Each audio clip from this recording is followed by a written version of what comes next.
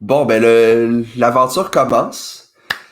Sam, le gérant d'Estrade, merci d'avoir accepté ma demande de faire un podcast sérieusement avec toi. Je suis très content. Puis je pense qu'on aura que du fun, pour vrai. Ça m'a fait plaisir, Simon. Tu sais que mon amour pour le hockey est grand. Puis même si on n'est pas les fans des mêmes équipes, je pense que c'est ça qui va être le fun. On va avoir du fun, ça c'est sûr. Les abonnés vont avoir du fun. On a déjà du monde qui nous encourage à le faire. On va recevoir des invités bientôt. Ça peut pas être plate. Ça, c'est sûr et certain. Ça va être Impossible. entertainment, puis on va avoir bien du fun. On va avoir des petits accrochages, des petites chicanes, mais tout va être correct. C'est clair. Pour vrai, ta casquette du Canadien, elle te va super bien. Je, Tout le monde te le dit, mais Chris, que c'est vrai, tu devrais être un fan du Canadien, mais bon, ça, c'est pas de notre, c'est pas notre idée. Salut Ketch, salut le gars comique. Vous êtes déjà deux d'arriver. Yo Ty Yo Bobby, tabarnak, c'est vos toasts. Big Nat, salut les boys. C'est tous des gars que j'ai Mais déjà vus sur mes lives. je vais garder ma calotte pareil pour faire des vidéos, pour faire peut-être le podcast au début. Mais c'est sûr que je ne deviendrai pas un fan du Canadien, ça, vous pouvez en être assuré. On l'a pas eu, les boys. On va super bien, sérieusement. Merci beaucoup d'être présent. Il est 10 heures le matin. Très de bonne heure. Moi, ça fait 40 minutes que je suis levé. Ouais, c'est pour ça qu'il y Sérieusement. a un Starbucks, Oh, parce que tabarnak. je viens de me lever moi aussi. Mais les autres prochains podcasts, peut-être un petit gin ou une petite bière québécoise qu'on va pouvoir présenter pour encourager les commerçants, les brasseurs, Local. tout. Fait que je pense que Ah, c'est la mode des podcasts aussi. Fait que au Saguenay, il y a prochainement. tellement des bons gins, là, pour vrai. Là. Je buvais pas du gin avant le 15 mai, là, puis j'ai commencé à travailler ici, puis je bois que du gin tout le temps. Genre. C'est tellement bon. Là. Ouais, le 40. 15 mai, c'est la date pour boire du gin, c'est connu, là. C'est une Ouais, belle date. c'est drette là, c'est ce milieu mai. C'est... on voulait ouvrir le podcast avec un sujet qui est tombé dans les dernières minutes. Pécoriné, selon moi, le meilleur gardien de l'histoire des Prédateurs de Nashville, a pris sa retraite. C'était à s'attendre, sérieusement. Je pense qu'il y a eu moins de temps de jeu cette année. Il était moins dominant aussi. Puis en plus, Nashville, je pense pas qu'ils vont dans la bonne direction pour peut-être gagner un championnat dans les prochaines années. Fait que sérieusement, c'est plate qu'un gardien comme ça a fait la finale seulement une fois dans sa carrière.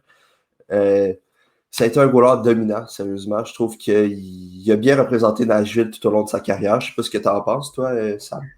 Ben, c'est sûr, c'est tout le temps plate de voir un gardien élite, là, que, tu sais, il était plus tant élite à la fin, mais je veux dire, sa Non. carrière, là, il l'a passé avec la même équipe, tout le Ouais. temps.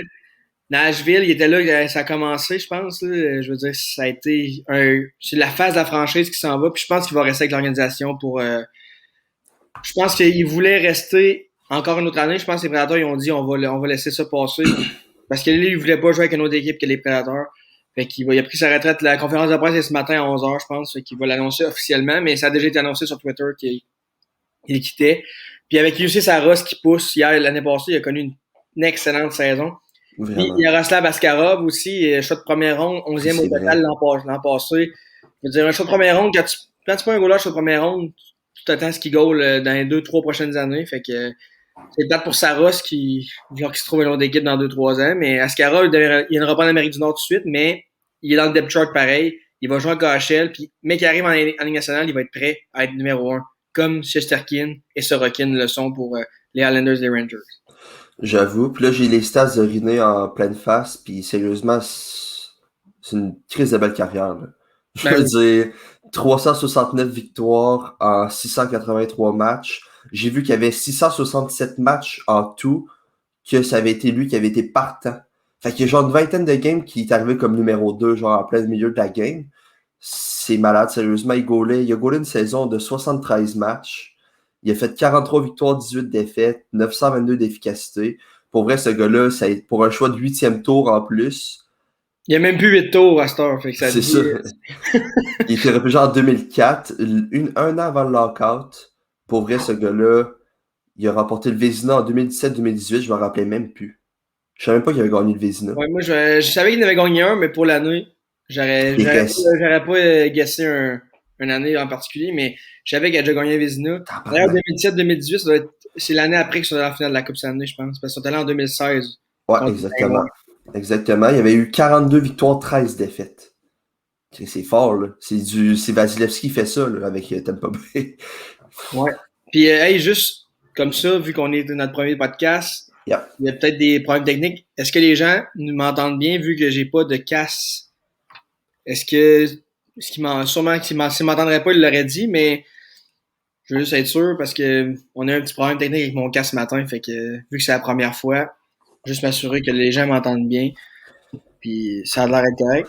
Parfait. Joel dit que c'est beau. Salut, les pseudos fois sur Twitch, là. Salut, Cause. Mon jersey, c'est Cole Caulfield. C'est à cause de Sam, en plus, que je l'ai. J'ai Tim Stadzel, en plus. On entend très bien. Parfait. C'est bon de Parfait. Hawkman. C'est bon. C'est qu'ils sont à l'affût, les boys. J'aime ça, Ouais, c'est j'aime fun ça. de voir. Je pensais pas qu'il allait autant avoir de monde dans le live ce matin. Ouais. Je pensais que le monde allait plus attendre qu'ils sortent sur les autres plateformes, mais c'est le fun de voir ça, les gars. Merci d'être Vraiment. là. Fait que, aussi, dans le chat, il y a du monde qui ont demandé de parler du trade de Duncan Keith. Yes. C'était sûr que ça allait arriver, on voulait en parler aussi. Pour ma part, je vais y aller en premier. Je veux dire, les Oilers sont à un bon défenseur puis un bon goaler de pouvoir compétitionner en finale. Je veux dire, ils ont peut-être pas l'équipe la plus profonde offensivement, sauf qu'avec Connor McDavid puis Draisaitl qui font du 2 points par match, ça vient aider grandement. Il y a Yamamoto qui arrive en plus, un Kazian qui peut faire un job sur un troisième trio, des fois il joue avec McDavid même. Puis leur défensive, tu sais, c'est pas la plus mauvaise non plus. T'sais, ils ont des Clefbaum, Larson, Barry, on ne sait pas s'il va revenir. Je pense que Duncan Keith va juste venir genre comme mettre de l'expérience. Je veux dire, je ne veux pas, il a très bien. C'est un joueur qui a de l'expérience, il a fait de la finale avec Chicago, gagné la Coupe Stanley. Si tu lui donnes le temps de jeu nécessaire à Keith, puis tu le mets sur une deuxième vague de powerplay, je pense qu'il peut venir aider. Je veux dire, il reste 2 ans son gros contrat. Je pense que c'est ça que le monde font que sont comme un petit peu réticents, là, son contrat de 5 millions pour 2 ans. Là. Ouais, c'est sûr. Ben, moi, dans la transaction, ce que j'ai pas aimé, c'est que le contrôle complet s'en va à Edmonton. Mm-hmm. Surtout que les Oilers, ils ont une grosse masse salariale pour l'équipe qu'ils ont, là. Ouais. Ils ont une bonne petite équipe, mais Draisaitl, McDavid en prennent beaucoup. Il y a Larson qui a un bon contrat aussi. Là, il y a Clefbaum qu'on a appris hier qu'il allait pas jouer de l'année presque encore. Fait que Encore? lui, d'après moi, il va partir peut-être à Seattle ou peut-être qu'une équipe va le prendre, mais si je joue pas cette année, sérieusement, ils sont pris là-dedans un peu. Puis, Ouais, je savais pas qu'il jouait pas, par exemple. ouais. Puis, tu disais qu'ils sont à un défenseur, un gardien de gagner la coupe. Moi, je pense que ça prend quand même un gars de deuxième trio encore. Tu sais, ils ont Nugent Hopkins, mais je sais qu'ils ont Dylan Holloway dans leur prospect, que j'aime beaucoup, mais qui est très jeune, qui sort de l'université. Je pense qu'il joue avec Cole Caulfield même l'an passé. Il me semble que oui. Ouais, avec les Wisconsin. Fait que, j'ai hâte de le voir, mais je pense c'est sûr qu'il manque un gardien de but. Ça, c'est sûr que c'est certain. Stuart Skinner, c'est pas le goaler et il viendra pas sauver le monde, lui, là. Fait que, mais Duncan Keith, je suis d'accord que ça amène c'est un champion. C'est un champion de la Coupe cette année. Ça n'a pas de prix. On l'a vu avec les Canadiens cette année. C'est sweet. La de la Coupe cette année, ça amène de l'expérience, ça amène du calme. Quand les jeunes vont paniquer, lui, il va être là, il va dire, hey, les gars, c'est pas fini. Il est là pour ça, mais son salaire est très élevé. Moi, j'aurais aimé ça que Chicago garde un peu de salaire. Mais derrière moi, Chicago, ils veulent Seth Jones, ils sont allés chercher le frère Seth Jones, ils sont impliqués dans Seth Jones. Je veux dire, les deux frères, ils veulent jouer ensemble, ça, c'est sûr qu'ils s'en ont parlé toute leur vie, qu'ils voulaient jouer ensemble national. Puis là, les deux sont très jeunes encore, puis ils pourraient jouer ensemble. Ouais. Est-ce que les Blackhawks vont réussir à aller chercher Seth Jones? Je ne sais pas, parce qu'il y a beaucoup d'autres équipes intéressées. Mais c'est clair que le but premier de cette transaction-là, c'est d'essayer d'attirer Seth Jones. Mais ça reste qu'il va falloir que Chicago donne de quoi pour l'avoir. Puis je pense que le fait qu'ils sont allés chercher le frère Seth Jones, on dirait que les Blue Jackets vont se dire OK, ils le veulent vraiment, fait qu'on va leur demander un peu plus à eux, vu qu'on sait qu'ils le veulent. Mais c'est sûr. Ça, c'est mon opinion. J'ai pas de. Il y a un mot que Karen m'a pas texté pour me dire ça. Clefbaum, ça a l'air qu'il va s'aller blessé à long terme encore une fois. Il va faire du Kuchera, va revenir en série. Ouais, ils feront pas les séries. Non, mais sérieusement, c'est plate pour un gars de même parce que tu sais, c'était un bon défenseur qui était mobile avec la rondelle et tout. Fait que ça vient enlever quand même une dimension qu'Edmonton aurait peut-être de besoin s'ils perdent un gars comme Tyson Barrie. Mais je pense qu'il avait connu sa meilleure saison en carrière. Pas l'année passée parce qu'il n'a pas joué, mais l'autre année d'avant, je pense que c'est sa meilleure saison. Pas joué de l'année passée, je ne sais pas cette année, je veux dire, il est sûrement arrivé de quoi dans dans sa réhabilitation, qui s'est peut-être blessé ou l'opération s'est mal terminée, mais je veux dire, tu peux pas manquer 2 ans dans le sport professionnel s'il arrive pas une bad luck. Il n'y a pas aucune blessure qui prend 2 ans à revenir. Fait que je sais pas si c'était quoi sa blessure. Je pense que c'était l'épaule. Ouais, l'épaule. Je sais pas c'est quoi qui s'est passé dans son cas, mais ce matin, j'ai vu un post Twitter qui disait que c'était vraiment, c'est slim les chances qu'il rejoue cette année. Puis la saison est loin d'être commencée, là. On est même au mois de juillet, là. On vient de finir. Calé, c'est plate. Beasdale, tu te demandes comment tu trouves KK. Je vais te dire mon avis aussi sur KK. Je pense que tu vas la connaître un peu, mais vas-y. Mon avis sur KK, c'est délicat, là, parler de KK, là, mais moi, c'est pas un gars que j'aime beaucoup. C'est un gars que je voyais qui sortait 10e, 11e, peut-être 9 dans ce bout-là au repêchage, puis qui a été pris 3e, parce qu'ils ont décidé de prendre leurs besoins au lieu de prendre le meilleur joueur disponible. Puis j'ai parlé avec Anto, cet amant, le gars des espoirs, puis il m'a dit que lui, top 20, il prendrait le meilleur joueur disponible. Moi, j'avais dit top 7, top 8, mais tu sais, juste pour dire que quand tu as des joueurs qui peuvent être un talent générationnel, tu dois pas prendre ton besoin. Tu iras le prendre plus loin dans le repêchage. Puis Kotkaniemi, c'est un bon joueur, là. Il est pas bon, mais c'est que je pense que les Canadiens auraient pu être meilleurs, surtout sur Suzuki. C'est sûr, Suzuki n'était pas là. Je comprends le move, mais je veux dire, pour parler de KK, je dis pas que ça. Je pense que ça peut devenir un bon deuxième, mais ça s'enligne. Si ça continue comme ça s'enligne pour être un troisième centre. Puis un troisième centre, quand tu prends troisième au total. Ça fait mal. Ça fait mal, surtout que tu as laissé passer Brady Tkachuk. Quinn Hughes. Surtout que Brady Tkachuk, tu vas l'avoir d'en face toute sa carrière parce que j'ai il a 1 heure de train ici. Fait que c'est clair. L'affaire, c'est ça. Mais je désespère pas. Il est encore très jeune. Il y a juste 6 mois de différence avec Caulfield. Puis Caulfield, c'est sûr que c'est pas le même genre de joueur. Je pense que Caulfield, c'est une vedette. Puis quelqu'un peut devenir une vedette. C'est pas ça le point. Mais là, il y a Suzuki en avant de lui qui va être le premier centre. Fait que déjà là, il y a comme un petit blocage. Il pourrait peut-être se faire échanger, devenir excellent ailleurs. Mais moi, c'est pas un gars que je tripe dessus, mettons. Mais moi, je pense que c'est le Canadien qui a fait une erreur de le repêcher là. C'est pas de la faute à KK s'il s'est fait prendre troisième. Ben non. La pression qui vient avec aussi. Là. Moi, je pense juste que Montréal a mal géré son dossier. Je veux dire, il était jeune, 18 ans quand il a commencé. Là. Il s'est fait repêcher à 17. Une semaine après, il avait son 18. Un des plus jeunes du repêchage, si je me trompe pas. C'est ça. Puis à la place de le renvoyer en Finlande ou l'envoyer à Laval parce qu'il pouvait l'envoyer à Laval, ben comme avec Joël Bouchard, c'est-tu Bouchard qui était là? Je pense pas que c'était pas lui. Je sais pas si Bouchard était là, mais je sais qu'il a joué avec Bouchard il a été avec le Rocket l'année passée, avant la pandémie, puis il avait très bien fait. Il avait un par match, puis mais l'erreur que Gazet a faite, c'est de l'emmener à 18 ans. Il aurait dû l'envoyer, laisser en Finlande ou dans la Ligue américaine, un des deux. Clairement. Mais la Finlande, c'est une excellente ligue pour développer les joueurs. Il aurait été chez eux, il aurait été dans sa langue, il aurait été... Je sais pas ce que le Canadien pensait à quoi, mais regarde. C'est la pression. Il fallait... C'est qu'on dirait qu'à Montréal, on n'est pas capable de laisser un top 3 overall un peu sur la touche. Je veux dire, check Dylan Strome avec les Coyotes, il n'avait pas commencé tout de suite. Là. Il a eu de la misère à faire sa place avec les Coyotes. Puis j'étais un top 4, je pense, lui. Ben, Pierre-Luc Dubois, il a pas joué la première année à Columbus.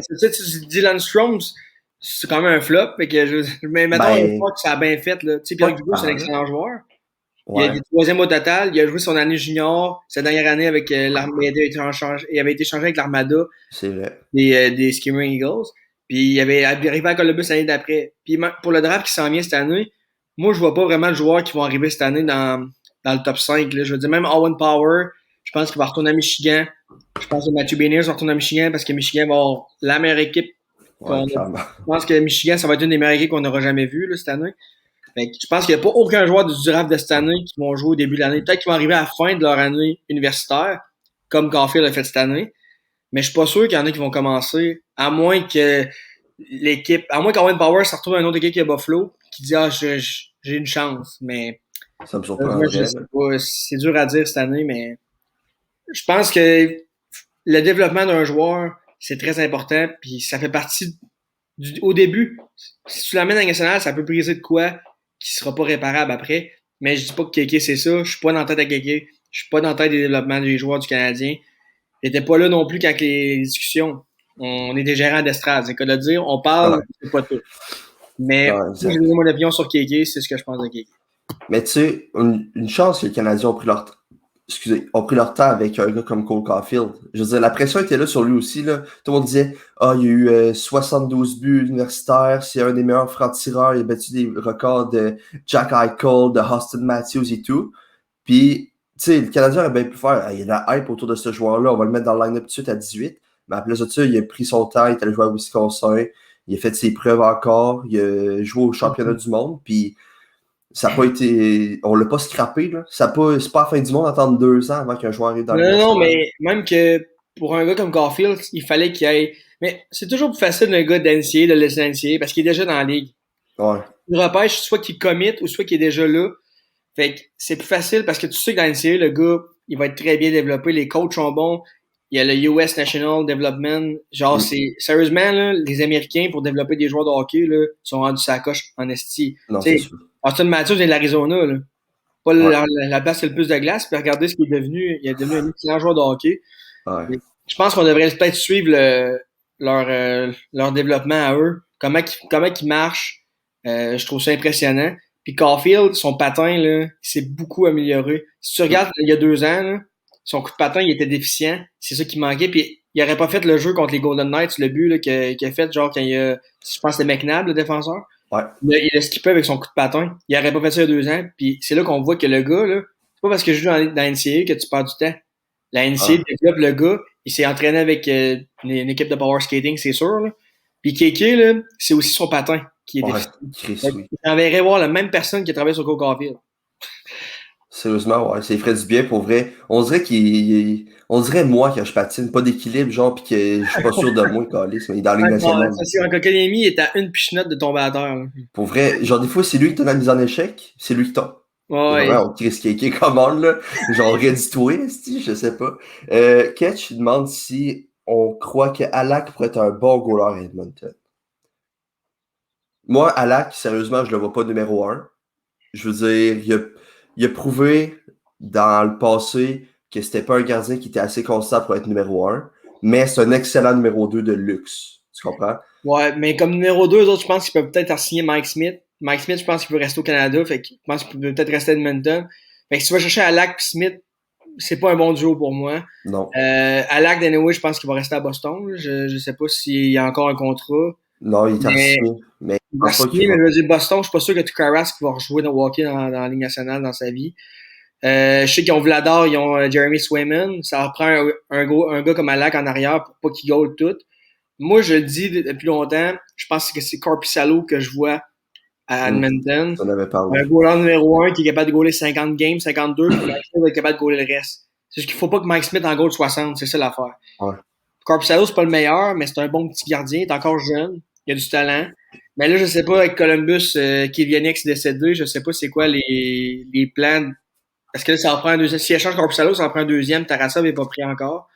Fait que, je sais pas ce qu'ils vont faire avec ça, mais moi, à Lac, je le vois comme vraiment un deuxième. À Boston, je le verrai encore là. Je pense qu'il est installé depuis 2 ans.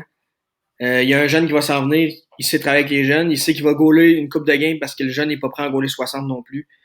Fait que moi, ça serait mon opinion. OK. C'est bon. Là, on va y aller direct avec notre sujet qu'on voulait parler, les playoffs. Il y a plusieurs surprises, il y a plusieurs, genre, pas surprises, déceptions exactes. Fait que, on va répondre à vos questions plus tard, on va rentrer dans notre sujet et tout. Toi, ta plus grosse déception des playoffs, c'est quelle équipe, quel joueur?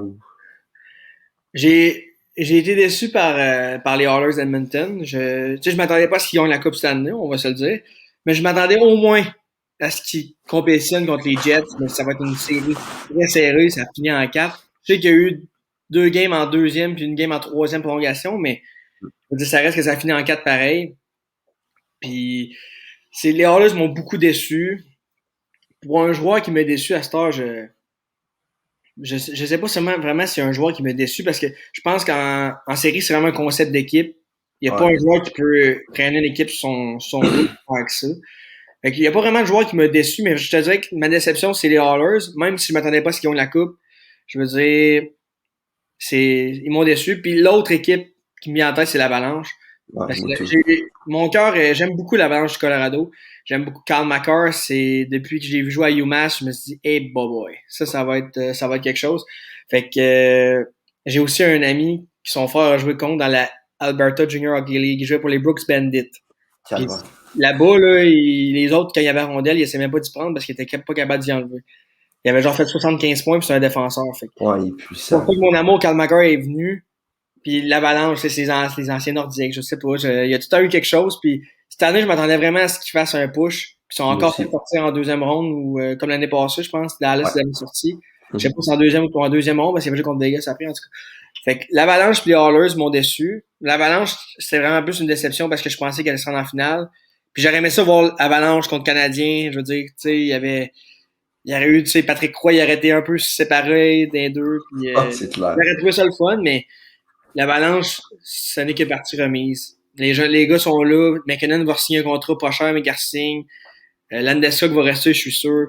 Fait que c'est ça pour mes deux déceptions. Puis ma surprise, ben là, on va en parler plus tard, mais c'est Canadien, ça c'est sûr. Ouais, c'est sûr. Moi aussi, c'est le Colorado. Depuis le début, avant que la saison commence sur TikTok, je disais, moi, je vois le Colorado gagner la Coupe Stanley, je vois le Colorado. J'étais sûr que c'est leur année, mais moi, je pense que ça va faire un petit peu comme avec Tampa Bay. Tu sais, il y avait eu une couple d'années qu'il n'était pas capable de se rendre en finale. Il s'avait rendu en finale, il avait perdu contre Chicago. Puis, il s'avait sorti en quart par Columbus. Puis, après T'inquiète, ça, je me rappelle. ils ont fait, j'espère, esti. Après ça, ils ont fait un gros push, puis il a fallu que l'équipe se fasse confiance, puis joue à l'auteur de leur talent, puis ils ont passé tout le monde, puis c'était un rouleau compresseur, là. Il y a personne Ben, qui a même compétitionné ce proche, qui là. est arrivé, c'est que Tampa Bay ont compris qu'en série, même si tu as du talent, ça veut pas dire que tu vas gagner, ça te prend du grit. Puis tu regarderas, c'est pas Stamkos, c'est pas Kucherov qui a fait gagner la série, c'est Gourde, Coleman et Goudreau. Ouais. Coleman et Goudreau sont allés chercher. Ils ont payé 2 shots de première ronde pour Maroon un aussi. choix chaque, là. Un shot de première ronde pour Goudreau, un shot de première ronde pour Coleman. Puis il était pour 2 ans. Les 2 années ont gagné la coupe. Regarde, ils seront plus de retour. Ces deux gars-là, ils vont signer quand même un gros contrat parce qu'ils sont utiles. Mais c'est ça que ça prenait. Ça prenait ça, ça prend du grit en série, ça prend des gars qui sont capables de jouer défensif, qui sont capables de jouer physique, qui sont capables de scorer des buts. Coleman et Goudreau, c'est exactement ça. Mm. Contre Columbus, c'est ça que Columbus avait quand même une belle équipe complète cette année-là. Ouais, c'est vrai. Ils ont se rendu compte que quand tu te fais brasser et t'es joueur vedette, c'est plus compliqué un peu. Fait que Ouais. c'est ça. Puis mon autre déception, c'est Washington. Pour vrai, j'y voyais loin, eux autres aussi, sortis par Boston, que eux, ça a été une de mes surprises aussi durant l'année puis durant les playoffs. Je pensais pour vrai que Washington allait faire qu'une bouchée de Boston. Ils n'ont pas une défensive à tout casser, Boston, mais tu vois que c'est pas le talent, encore une fois, qui fait la différence, mais le travail. Je veux dire, ils ont des bons vétérans qui ont déjà gagné, qui savent par quoi passer, puis ils ont passé aux vies facilement, quasiment, là. Ouais, mais à Boston, c'est que oui, tu regardes la défensive, tu dis OK, ouais, c'est pas grave, mais tu sais, ils ont déjà McAvoy qui est probablement un top 5, top 7 défenseur de la Ligue nationale. Puis c'est le Mhm. système à Boston, ils jouent un système qui marche bien. Ils ont Bergeron qui est un attaquant, mais qui joue aussi bien défensivement qu'offensivement. Les joueurs sont responsables. De Krejci aussi, qui est bon, qui est Ouais. responsable. Les gars à Boston, ils se soucient de leur défensive aussi. Fait que ça fait que le système est bon, ils protègent bien leurs gardiens. Puis, tu sais, Tuukka Rask, c'est pas mon préféré, mais il Non fait quand plus. même les arrêts quand c'est le temps.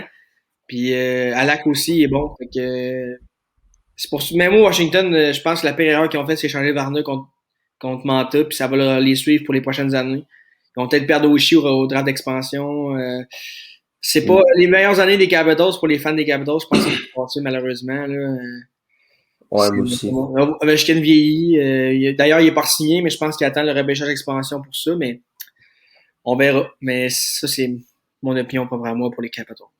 Ouais, moi aussi, je pense que c'est pas mal terminé. Ben, pas terminé, mais ça va être dur. Il va falloir un petit miracle, des signatures miracles et tout. Mais moi aussi, depuis le début, je pense que je m'ai jamais caché pour dire que l'échange Vrana-Manta, une crise de joke, puis que Détroit sont gagnants sur toute la ligne. Ouais, Je veux ouais, dire, il y en a Manta, beaucoup. Il y en a beaucoup qui chiolaient que le Canadien n'avait pas poussé pour Manta. Puis, sérieusement, si tu veux pusher pour un Québécois, push pour un bon Québécois. Comme j'aurais mieux qui push pour Dubois que pour Manta.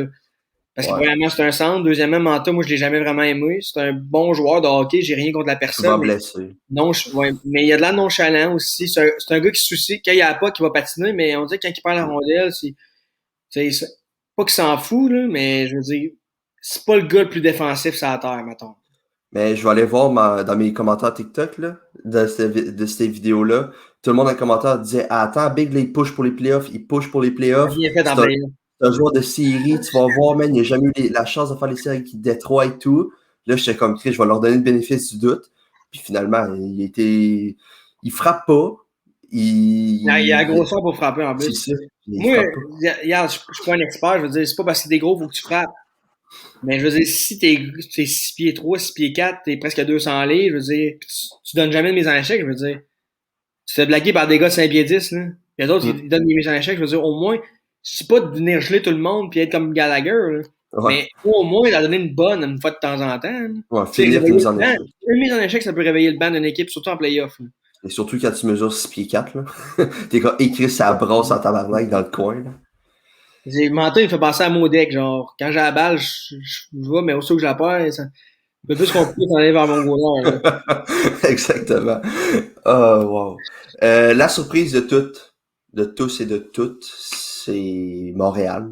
Je veux dire, Ouais. personne, en plus qu'on arrive dans les playoffs comme dernière équipe avec le moins de points, qu'on a eu de la misère en fin de saison, on perdait 3-1 contre Toronto, puis qu'on a comeback, qu'on a sorti Winnipeg en 4, je pense que on peut pas dire autrement que merci Carey Price, premièrement. Parce que sans lui, je pense que ça aurait été impossible de faire tout ça. Mais ça reste que l'équipe devant lui a travaillé en tabarouette. Ouais, mais juste, je vais apporter une affaire. Des déceptions, je n'ai pas parlé, mais Toronto, Ouais. c'est partie des déceptions, mais on n'est pas vraiment surpris. Fait que c'est pour ça que j'en ai pas tant parlé, mais ça fait partie des déceptions, mais pas surpris. Ouais. Pour le Canadien, ben là, ça, je l'ai dit plusieurs fois là, sur TikTok, dans des podcasts. Je suis vraiment surpris. Je m'attendais vraiment pas à ça. Il était quand même à 3 victoires d'une Coupe Stanley, alors que quand c'est 3-1 contre Toronto, Bergevin est congédié. Mais moi, Bergevin, je le garderai pas plus parce que je l'aime pas, là, mais je veux dire, ils ont congédié Claude Julien pendant la saison. Mm. Ça allait, à 3-1, c'était tout le monde dehors. Là. Ouais. Même Caulfield presque. Là. Ouais, quasiment. Et finalement, ils ont réussi à gagner. Ils ont battu Winnipeg en 4. Quand ils ont gagné la première game là, contre Winnipeg, j'ai senti de quoi avec les Canadiens? Qu'ils pouvaient sortir Winnipeg facilement. Puis après ça, Vegas, j'étais vraiment pas confiant que Vegas allait gagner. Vegas, moi je l'ai dit depuis le début, Vegas, ils gagneront jamais une Coupe Stanley avec l'attaque qu'ils ont. Tu peux pas jouer gagner une Coupe Stanley avec Keegan Colliser, c'est à 3. Ils n'avaient même pas le club à Columbus, là, je veux dire. Man Chandler Stephenson, là, Au premier sérieusement. centre, je veux dire, aïe aïe, là. Tout le monde était comme, hey, c'est un bon centre défensif. Je veux Oui. bien, mais Chris, c'est. Ouais, mais il jouait le troisième centre à Washington quand ils ont gagné la Coupe. Là. Ouais. Puis tu joues avec Stone puis Pacioretty. Il faut que tu aies un gars offensif avec eux. Non, c'est clair, net et précis, mais il y a Price qui a extrêmement bien gardé les buts, mais c'est le top 4. Edmondson, Petrie, Sherwood, Weber qui m'ont surpris le plus parce que les gars, Weber est arrivé en série, première game, magané à la main. T'as Petrie qui s'est blessé dans le match numéro 3 contre Winnipeg, je pense. Ah, les doigts Les dans deux la doigts de dans caméra. il s'est passé les doigts, en fait. Ouais. Qui explique pourquoi il avait les yeux rouges de même. Puis, sinon, sérieusement, le Conn Smythe, là, je l'aurais donné plus à eux. On peut pas donner Conn Smythe à 4 joueurs, mais je veux dire, c'est eux qui ils ont facilité la job à Carey Price. Ils se mettaient devant le net, ils bloquaient tout. Puis oui, il y a des fois que ça scorait, mais Charlotte, eux, là, jamais que Price aurait fait des gros arrêts de même. Il y a des arrêts qui ont paru faciles pour Price, qui étaient durs quand même. Là. J'y enlève rien. Oui. Mais le top 4 avant lui a très bien joué. Le Canadien a bien joué en équipe. Le système marchait. Sauf que contre Tampa Bay, comme tu avais dit dans notre TikTok, que je me rappelle très bien, tu avais dit, ils nous ont pas sous-estimés. Ils sont arrivés là près. Ils ont dit, c'est comme, ils jouaient comme l'Avalanche. Là. Ils ont jamais dit, ils ont jamais pris le Canadien de haut. Puis ça a fini en 5. Puis, tu sais, sérieusement, le Canadien, s'il avait gagné la deuxième game, ça aurait changé la série. C'est la game qui a changé le tout. À part la deuxième game, le Canadien n'a pas vraiment été dans le coup. Même la game, ils ont gagné, oui, là, mais je veux dire, les 12 premières minutes, je pense que c'était 13-1 les shots. Je veux dire, les Canadiens ont eu de la misère contre Tampa, puis Tampa, c'est une équipe de hockey. Anyway, Tampa Bay, on verra pas une équipe de même dans les prochaines années dans la nationale. Il n'y avait pas de faiblesse, aucune faiblesse. Genre, tu regardais leurs 4 trios, t'étais comme... Puis leurs 3 paires de défenseurs plus Vasilevski, tu disais, ils ont aucun défaut, cette équipe-là. Comme... Le but là, de Colton, là, c'est pas Edman, c'est pas McDonough, c'est Savard qui fait la passe direct sa palette à Colton. Savard, c'est pas le gars le plus offensif, là, je sais de quoi je parle, je le connais bien. Là. Puis la passe qu'il a faite, je veux dire, les gars jouent en confiance. Vasilevski, il n'y a aucune faiblesse dans cette équipe-là. Là, ils vont perdre des morceaux, mais ils vont être encore très bons, par exemple. Ah, ben oui, c'est sûr. Leur noyau de Edmund. Ben, Stamkos, moi, je pense qu'il s'en va. Stamkos, moi, je l'ai pas vu dans la série, je sais pas pour vous. Là. Moi Moi, je non l'ai plus. vu sur Powerplay, il était là, il avait le bâton dans les airs, il demandait la passe, mais il l'avait jamais. C'est tout le temps Kucherov qui avait la puck. Ouais. Moi, Stamkos, je l'aimais beaucoup quand il était plus jeune.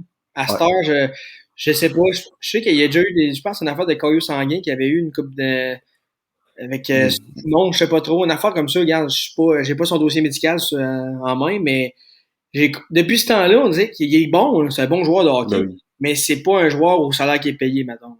Non, c'est ça. Il a ralenti beaucoup. Mais tu sais, il faut s'attendre aussi qu'avec les blessures qu'il y a eu à la jambe et tout, au genou, C'est vrai, c'est cassé ça à va la être, jambe. ça va être plus dur pour Steven.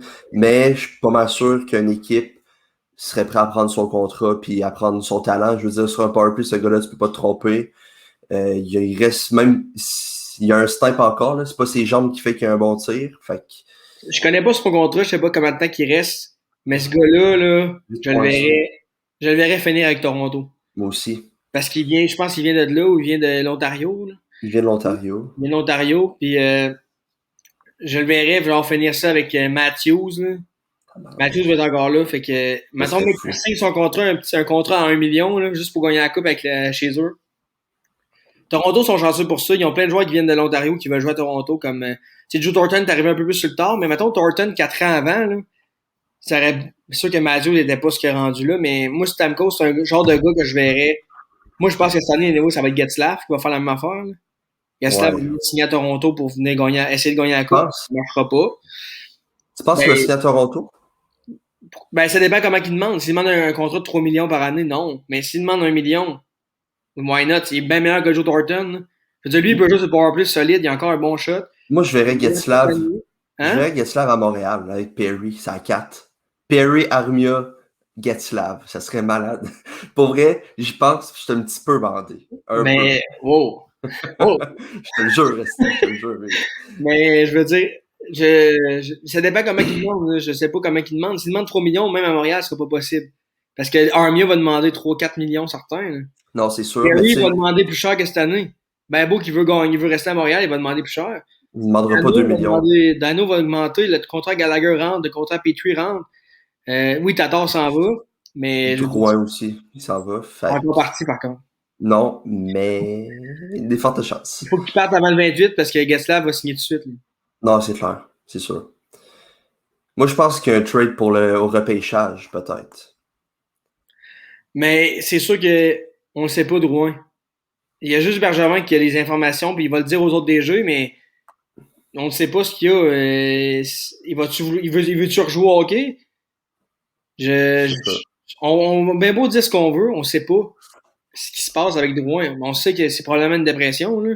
Ouais, Mais ça serait autre chose, une maladie, un cancer, on le saurait. Il nous l'aurait dit, c'est puis sûr. il y aurait des messages d'espoir qui passeraient. Là, c'est une maladie, je pense que c'est une maladie mentale, puis c'est bien correct, là. Il va se faire soigner, mais il va-tu rejouer au hockey? Pas à Montréal, ça c'est sûr. Moi s'il rejoue à Montréal avec le Canadien, là, il va être le premier surpris.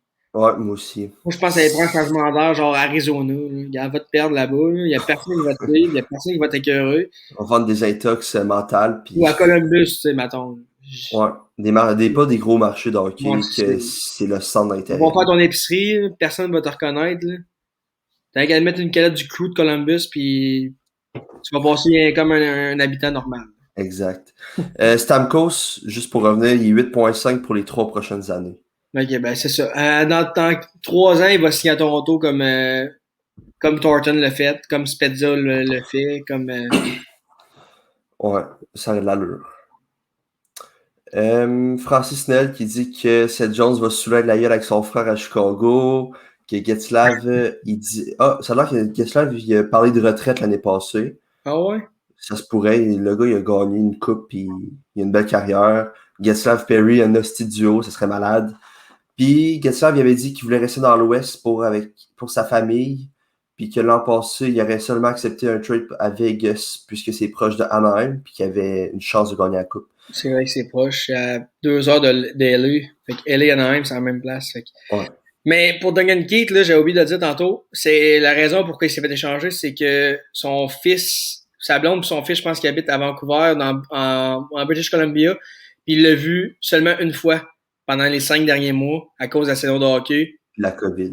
Ouais, puis la COVID, les border restrictions, qui disait, fait qu'il dit si jamais les borders restent fermés, je veux pas revivre ça. Fait qu'il a demandé une transaction au Blackhawks dans une équipe de l'Ouest canadien.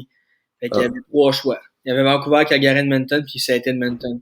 Fait que la raison pour laquelle il est parti, c'est pas parce que il y avait pas Chicago, c'est que son fils, puis rendu à l'âge qu'il a, le hockey, il a gagné 3 coupes cette année. Je pense que il aime mieux être plus proche de sa famille, puis il joue pour le fun. Ça veut dire que Duncan Keith a encore du plaisir à jouer au hockey, Ouais. mais sa famille compte, puis je comprends ça. Puis pour Surtout à Gustav, 37 ans. ouais, exact. Pour Gustav, je sais pas, j'avais entendu retraite, mais moi je pense pas qu'il va prendre sa retraite. Mais comme je suis pas dans sa tête, je suis pas dans la tête de son agent, je sais pas ce qu'il veut. Mais moi j'ai dit Toronto parce que je veux dire, tous les joueurs qui viennent d'Ontario voudraient jouer pour les Maple Leafs à un moment donné. Fait que je me suis dit peut-être ça pourrait être, mais ça pourrait être Montréal aussi avec Perry. C'est sûr qu'ils sont textés, là. C'est sûr. C'est certain. Il y en a un qui dit que ça a l'air que Drouin avait des problèmes de coke. Ça, je vais pas m'avancer là-dessus vu qu'on sait rien de Drouin. On sait juste qu'il joue pas, puis que ça allait beaucoup mieux. On dirait que pour vrai, Drouin, il apportait des problèmes dans la chambre, puis que l'équipe a commencé à bien jouer quand que Drouin était plus dans le line-up. C'est plate à dire, mais c'est ce qui est arrivé. La seconde qui est partie, ça a commencé, ils ont commencé à bien jouer en équipe. Puis on dirait que c'est plus une distraction d'autres choses qu'est-ce que Drouin avait. Puis tu sais, c'est pas de sa faute non plus à Drouin.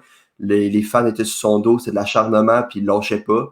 Puis tu sais, on dirait qu'à Montréal, à la place de trouver, admettons, à la place de dire que c'est l'équipe qui a mal joué, on essaie de trouver tout le temps un bouc émissaire. Non, à Montréal, quand ça va pas bien, il faut tout le temps que ça soit un gars en particulier. Le coach, l'assistant coach, Le DG, Marc Bergevin, Price. Brett Kulak. C'est tout le temps la faute à un joueur. Ça peut pas genre être, tu peux pas gagner toutes les games dans une saison. Toutes les équipes, peut-être pas le Lightning, mettons, parce que avec l'équipe qu'il y avait, mais je veux dire, toutes les équipes ont une séquence de défaites à un moment donné, mais c'est parce qu'à Montréal, c'est x10. Je veux dire, ça prend un autre club professionnel au plus Chris, les experts ou une équipe de basket pour essayer de tempérer les tempêtes médiatiques parce que les Canadiens sont trop sur le spot, puis les Alouettes, là, il y a 5 personnes qui regardent les Alouettes, puis ils sont tous RDS. Puis 8 personnes qui regardent l'Impact. Pour le vrai. CF Montréal. Excuse-moi, le club de football Montréal. Les 8 qui regardent le CF Montréal sont à TVA Sport, puis les 5 qui regardent les Alouettes sont à RDS. Fait que tu savais s'il manque les autres regardent les Canadiens. Puis je comprends, c'est une religion. Mais oui. Mais à un moment donné, faut, en tant que fan aussi, il faut être capable d'accepter une séquence de défaites, puis ça peut pas tout le temps bien aller dans une équipe. Puis pour Drouin, ben regarde, je sais pas si c'est la coke, ça se peut parce qu'il y a beaucoup de joueurs qui en prennent. Mais moi, ce que je trouve bizarre avec Drouin, c'est qu'il a fait le warm-up à Calgary, quitté le warm-up, on l'a jamais revu. C'est vrai. Il a quitté le pas de ça. Une blessure, il était indisponible. 2 jours plus tard, Benjamin dit il a repris l'avion, il était à Montréal, on sait pas quand il va revenir. Mais il avait fait le warm-up. Ouais, c'est vrai. C'est fucking bizarre. Non, c'est whack. Je m'en rappelle très bien, là. C'était à Calgary, la game était à 9h, puis Martin McGuire dit Drouin fait le warm-up. Finalement, il joue pas. On l'a jamais revu.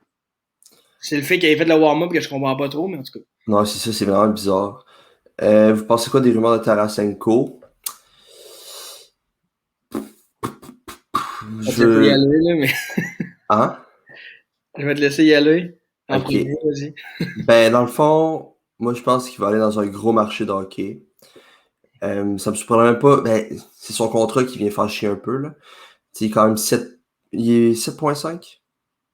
Je pense par année. Je sais que c'est élevé pour ce qu'il va donner. Exactement. Puis je pense que sa valeur vient descendre un petit peu. Je vais checker son contrat, Vladimir. Pour vrai, il y a beaucoup de personnes qui vont parler de Montréal et tout. Ça pourrait être un choix. Mais l'affaire, c'est que aussitôt qu'un joueur qui est sur le trade block, Montréal vient tu mets Tristan Jarry, ils vont parler de Tristan Jarry à Montréal, je veux dire. Non, je sais. À chaque fois qu'il y a un joueur qui est disponible, Montréal arrive. Mais moi, je pense pas que Tarasenko, Montréal soit dans sa mire. Peut-être qu'un jour, si les Blues ont un trade, je sais pas, y a-t-il une clause en échange, lui, ou Il y a une NTC. Non trade clause. Une clause en échange. Ouais. Fait qu'il faut qu'ils soumettent une liste d'équipes, je pense, dans ce temps-là. Mais il reste 2 ans. Il reste 2 ans son contrat. 7,5.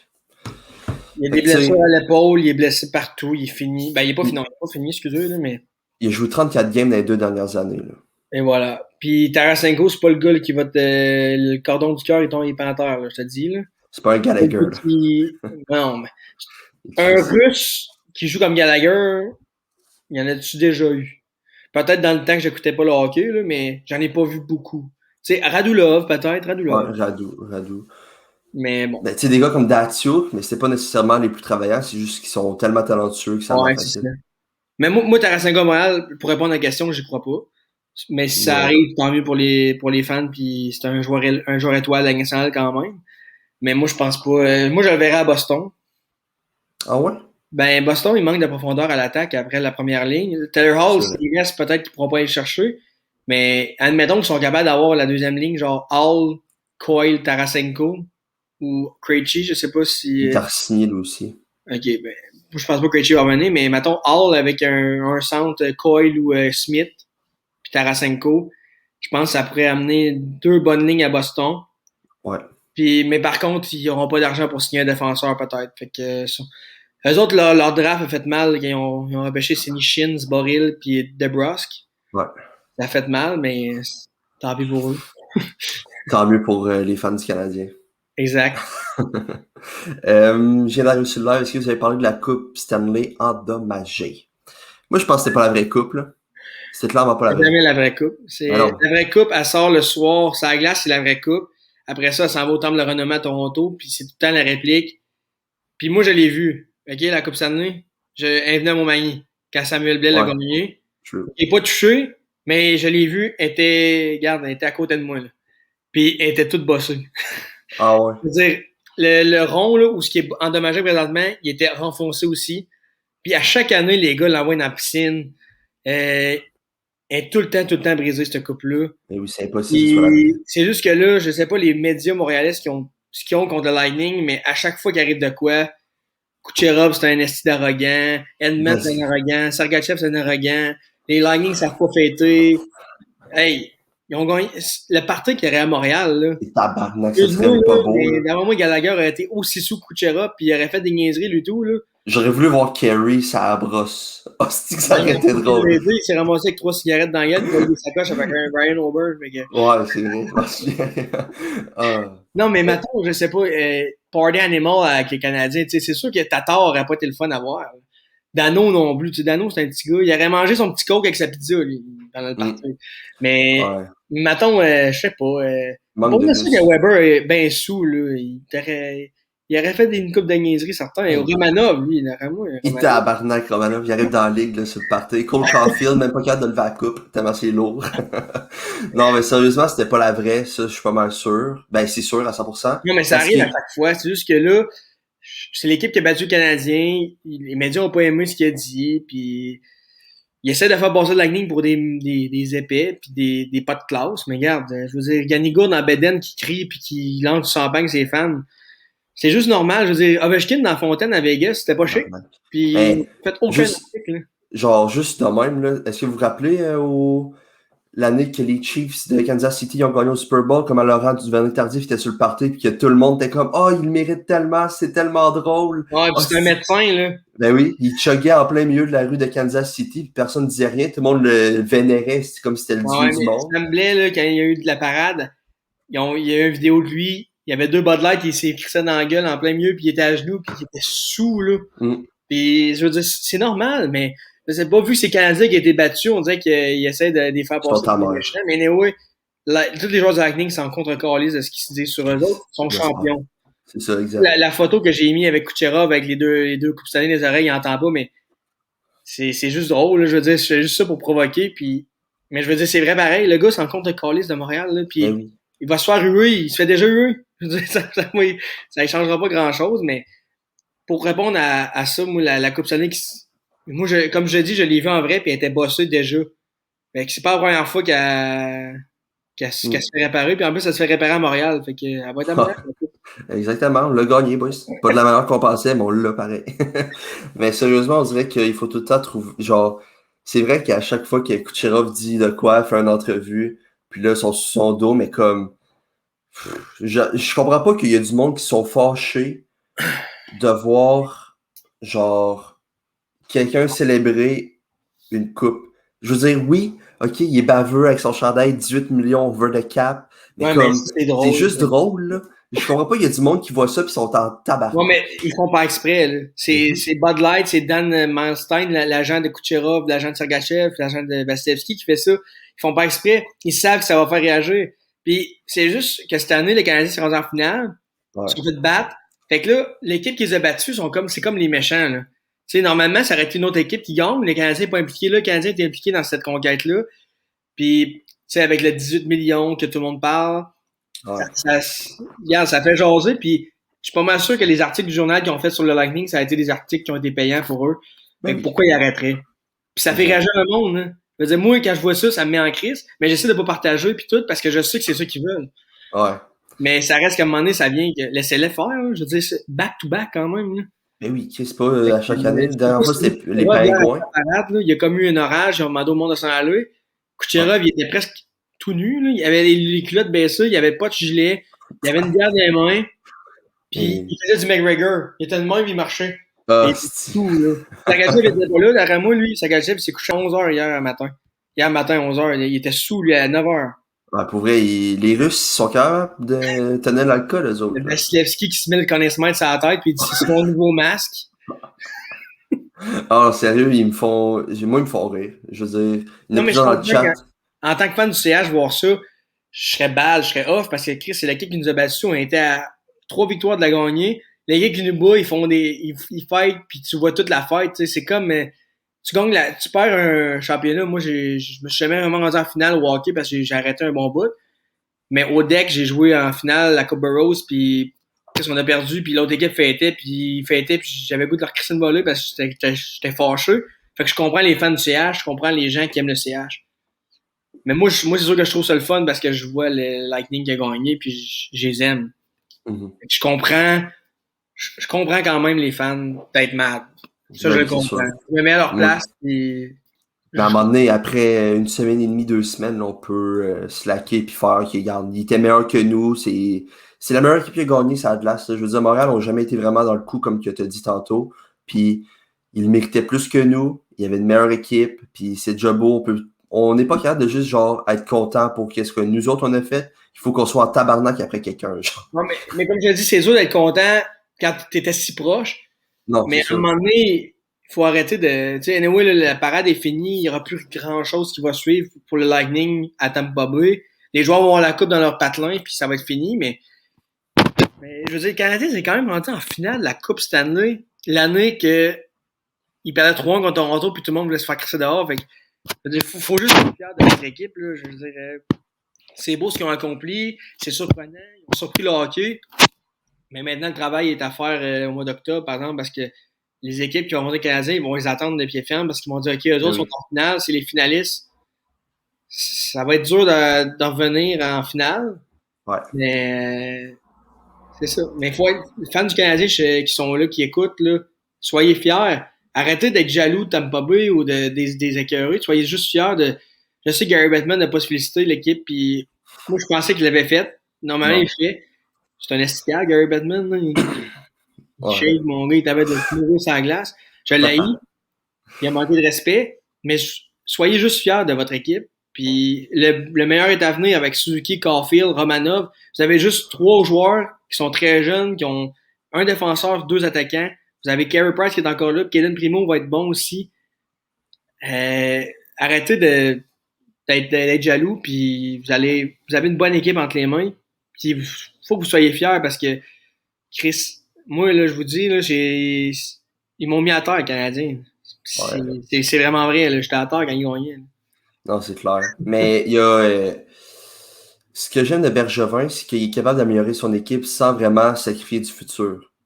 Je veux dire, il y a beaucoup de DG qui font, bon, on va échanger notre top prospect pour aller chercher de l'aide immédiate et tout. Mais Bergevin, c'est pas ça qu'il fait. Il échange pas ses picks. Il va chercher des picks, il va chercher des joueurs. C'est pour ça que j'aimerais ça qu'il reste le plus longtemps possible à Montréal. Je sais que toi, c'est pas ton préféré. Mais pour, mettons, un fan du Canadien, moi, je l'ai défendu, ça fait des années. Puis il disait tout le temps qu'il avait un plan. Puis Chris, à un moment donné, je commençais à douter de son plan parce que je voyais pas ce que ça donnait. Puis check cette année, c'est juste c'est fou, là, qu'est-ce qu'il a fait, là. Je veux dire, ses acquisitions principales comme Josh Anderson, Tyler Toffoli, qui ont aidé l'équipe à se rendre là où qui était, parce que en 2014-2015, c'était pas l'équipe à Bergevin là, qui s'est rendue en finale de la Coupe. Là. Ben, pas en finale, mais en finale de conférence, excuse. C'était l'équipe qui était construite avant ça. Mais là, l'équipe qui s'est rendue en finale cette année, c'est Bergevin qui l'a monté de A à Z. Puis ça a été un long reset, comme si on peut dire, les propos à Bergevin, qui à un moment donné a amené à quelque chose. Il faut juste continuer sur ce qu'on a bâti. Puis avec les recrues qui arrivent, je veux dire, il y en a plein là, qui sont pas dans l'organisation encore, puis qu'ils vont monter Kendon Gooley, Jalen Struble, Jordan Harris et tout. Là. Je veux dire, on a plein de bons joueurs, puis on n'a jamais sacrifié le futur pour avoir une victoire immédiate que, comme Toronto, n'a pas marché. On a échangé leur choix de premier tour pour Nick Foligno, puis que ça n'a même pas rien avancé, puis ils ont perdu leur choix de premier tour. Je veux dire, ça n'a rien donné qu'ils fassent ça. Mais en même temps, tu sais, Toronto, perdu le premier tour, c'est 25e. Avec le repêchage de cette année, tu sais pas, l'Ontario n'a pas joué, l'Ouest a joué un peu. Ça, j'avoue. Il y a du monde qui allait jouer en Slovénie. Je veux dire, derrière moi, pour regarder les espoirs en Slovénie, derrière moi, c'était pas le meilleur format. Tu sais, c'est comme une vidéo des années 60 derrière moi, la boule. Fait que je veux dire, tu peux pas scatter comme tu voulais. Puis ils ont quand même Nick Robertson qui s'en vient, ils ont Marner, Matthews, tu sais, je veux dire, sont quand même loadés, fait qu'il faut se le permettre. Je vais revenir à Bergevin. Je dis que je l'aime pas. Je veux rectifier. C'est pas mon préféré, c'est pas le pire des jeux de la ligue, c'est pas le meilleur. Mais il est dans le top 10 facile. Ben, il finit top 2 cette année. Ouais, mais le vote du DG de l'année, c'est en deuxième ronde que le monde vote. Fait que le Canadien, s'il serait pas rendu là, jamais il aurait été là. Fait que, tu sais, mais tu sais, il méritait cette année, DG de l'année. J'avais même fait un TikTok au milieu de l'année pour dire que si le Canadien continue de même, il allait gagner, sauf que le Canadien a comme baissé. Ouais. Mais l'affaire avec Bergevin que j'aime pas, c'est qu'à date limite, il va jamais chercher un gars qui va aider l'équipe. Il va tout le temps chercher des Merrill, des Gustafsson. C'est vrai, ça. Je comprends, OK? C'est des gars de profondeur. Mais c'est pas des gars de profondeur qui vont te faire... C'est pas ces gars-là qui vont se faire gagner la Coupe Stanley. Ça te prend genre un... Tu sais, l'année qu'ils sont allés chez Thomas Vanek, là, ça avait rendu loin. Mais Thomas Vanek, ça, c'est un joueur qui était quand même très bon dans le temps. Ça prend un gars de même. Il est capable... Il y a tellement de choix, il y a tellement d'espoir. Fais le move. Au pire, tu te tenteras, mais échange pas, mettons, Caden Gooley ou... tu sais, Jalen Struble, je pense que tu peux l'échanger. Puis même Jordan Harris. Pour aller chercher un gros joueur. Struble, je pense pas qu'il va y toucher, là. C'est son chouchou, là. Ah ouais, moi, je Ouais, pense il tripe dessus ben raide, là. La manière qu'il est construit et tout, là, c'est, au pire, il appelle le dieu tu effet. Sac, je veux dire, Ouais. tous les espoirs que le Canadien a, ils pourront pas tout jouer. Il n'y a pas assez de Non. place. Fait que, échange un package, échange de quoi? T'es capable. Hey, il a transformé Fleischmann et Weiss en Philippe Dano. Je veux dire, c'est une des meilleures transactions des 5 dernières années, là. Des 10, je sais pas c'est quand, mais il est bon, Bergevin. Mais quand c'est temps d'aller chercher de quoi pour faire un méchant gros push, ça fait pas de tête. Il était hésitant. Tu voyais qu'elle allait chercher un gars qui était capable, mais t'allais chercher John Merrill puis Eric Gustafsson. Quand on a vu ça, on n'était pas surpris. C'est clairement le genre de move que Bergevin fait. Mais c'est un bon DG. Mais c'est pas le DG qui va amener une coupe à Montréal, selon moi. Je dis ça, il a failli me faire mentir. Mais je veux dire, cette année, c'est Carey. Carey puis le top 4. Mais le top 4, c'est lui qui est allé chercher. Il a cherché Manson, il a signé Charup. Ça, j'y donne. Mais même Jake Allen, sérieusement, si Jake Allen n'était pas là cette année, le Canadien ne faisait pas les playoffs. Chris, non. Faut pas l'oublier, ça, là. On l'a vu avec Caden Primo, il est pas prêt, là. Puis on l'a vu avec Keith Kincaid l'année d'avant. Ben, le nombre de numéro 2 qui est passé à Montréal, c'est un par année, là. Je veux dire, Antiniemi, Keith Kincaid, il y a eu... Charlie Lindgren qui était là un bout. Lindgren. Il y a eu Mike Condon qui en plus était blessé. Je veux dire, il y a tellement eu des goalers à Montréal. Les Canadiens, là, s'ils pètent Allen, faut que tu recommences à magasiner un deuxième parce qu'il faut pas que tu mettes Primo en l'air de Price tout de suite. Ici, bon, non. On va aller chercher qui, là? Dans les gardiens de but, là, deuxième goaler. Alak encore? Je veux dire, Alak is back? Peut-être, pour vrai. Il aimait ça jouer à Montréal, mais de l'autre côté, il est peut-être plus hésitant, mais au moins, là, il va connaître son rôle. All Montaigne aussi. Le deuxième goaler. Tu sais, le Columbus en cherche un s'il échange Korpisalo, parce que là, les plans viennent de changer avec Ilianieks. Puis t'as les Hallers qui s'en cherchent probablement un. Puis là, t'as les Prédateurs qui vont s'en chercher un parce que Skarov est pas prêt. Tu sais, je sais pas c'est qui le goaler d'un mineur des Preds, mais... Connor Ingram, me semble. Ok, ouais, il était avec les Tampa Bay lui avant. Ouais. Mais, en tout cas, je sais pas, là, on spécule, mais juste pour, je veux mettre de ça au clair pour que les fans m'écoutent, là. Bergevin, c'est un bon DG. C'est pas mon préféré. C'est pas le gars que je voudrais dans mon équipe, mais c'est un bon DG qui a fait des bonnes transactions. Même les repêchages, ça va très bien, mais c'est pas le mien. Mais il est bon. Je dirais, je commencerai pas à dire que c'est une merde, là. C'est pas vrai, ça. Ouais. Non, c'est sûr. Il y en a un qui dit que Lamariello le méritait fuck all, le DG de l'année. Il a donné Devin Taves au Colorado pour rien. Puis il a juste été pogné Palmieri puis Zajac. Je Ça, suis c'est vrai. entièrement d'accord avec ce gars-là. C'est Bill Zito qui méritait le DG de l'année, selon Ouais, moi. pour le oui. Le gars a transformé les Panthers. Il est tout allé chercher les joueurs des Jackets en plus parce que Bill Zito, c'est l'ancien assistant directeur général des Jackets. Il était allé chercher Bobrovski, il était allé chercher Wenberg. Je veux dire, Wenberg a une très bonne saison. C'est juste que Tortorella, il l'aimait pas. Fait que Bill Zito a tout vu ça. Il était allé chercher Nutivara. Tous des joueurs de profondeur qui allaient aider. Puis il a signé Carter Verhaeghe. Il était allé chercher Ouais. Duclair, qui avait à Columbus aussi. Je veux Mais, dire, c'est lui qui a transformé les Panthers. Puis il a pas fait des gros moves. Il a essayé de chercher des petits joueurs pour des. Il manquait des pièces. Il a mis le casse-tête. Puis oui, ils sont pas rendus loin en série, mais ils ont pogné le Lightning. Je ouais, veux dire, ça aide pas. non. Mais selon moi, c'est lui qui le méritait. Mais si les votes se font au deuxième round, puis que tu as vu Bergevin qui a monté l'équipe qui s'est rendu là, moi, j'aurais pas été fâché que Bergevin le gagne. J'aurais pas été fâché que Bill Zito le gagne. Mais j'étais en tabarnak de voir que c'est le Mr. Bean qui. Mr. Bean. Pas Mr. Bean, le vieux dans les Simpsons, il ressemble. Là. Ok, Monsieur Burns. Monsieur Burns. Mais, genre, ouais, Bill Zito, t'as parlé de Bobrovski, mais c'est pas sa meilleure signature, là. Je veux dire, le gars, depuis qu'il est en Floride, là, il fait dur en sacrament. Mais il n'y a pas de Puis, défenseur. En avant de lui, je veux dire, ouais, ouais. je veux dire, oui, je l'aime, Bobrovski, puis je vais le protéger quand même parce que je regarde ses buts qui se fait scorer contre le Lightning, là, il ne pouvait rien faire. Il y a du Non, c'est Spencer sûr. Knight qui s'est fait scorer des buts aussi. Les 2 contre 1, à un moment donné, je veux dire, même Carey Price, il n'arrête pas les 2 contre 1. Je veux dire, s'il se fait scorer des crotons, je dirais OK. Mais tu regarderas les buts, les tirs déviés en plein milieu du net. Je veux dire, quand ton défenseur numéro 1, c'est Mackenzie Weegar, les Non, questions c'est... posées. La perte d'Ekblad leur a fait mal en tabarouette, là. Pour moi, sérieusement, si il était encore là, il aurait été finaliste pour le Norris, là. Cette année, il y avait une hostie de saison de malade. Jeff qui dit que Tortorella, c'est le pire coach. Je pense pas que c'est le pire coach, là. Non, Il fait juste ça pour te trigger, là. faut vraiment aller là. Non, Ça, regarde, mon opinion sur Tortorella, c'est que c'est un des meilleurs coachs de la ligue, mais il faut que tu ailles dans son. Faut que tu rames comme lui. Si tu rames à contre-courant, t'es pas le genre de joueur qui aime, c'est sûr que c'est pas un bon coach. Puis, je sais, là, Bemstrom puis Texier à Columbus, 2 gars que j'adore, 2 gars qui étaient pas vraiment dans la soupe à Tortorella, fait qu'ils les ont pas fait jouer. Mais Tortorella, je veux dire, il a quand même gagné le Jack Adams 2 ou 3 fois. Il a mené les Blue Jackets. Il a changé la franchise au complet. Depuis qu'il est arrivé, les Jackets, je pense, ont manqué série 2 fois. C'est cette année, qui était une saison pas facile. Puis une autre année, je pense que l'année que genre Borowski s'avait blessé, Johansson s'avait été changé. Je pense que c'est sa deuxième année. ok, ouais. Mais moi, je suis pas prêt à dire qu'il est pas bon.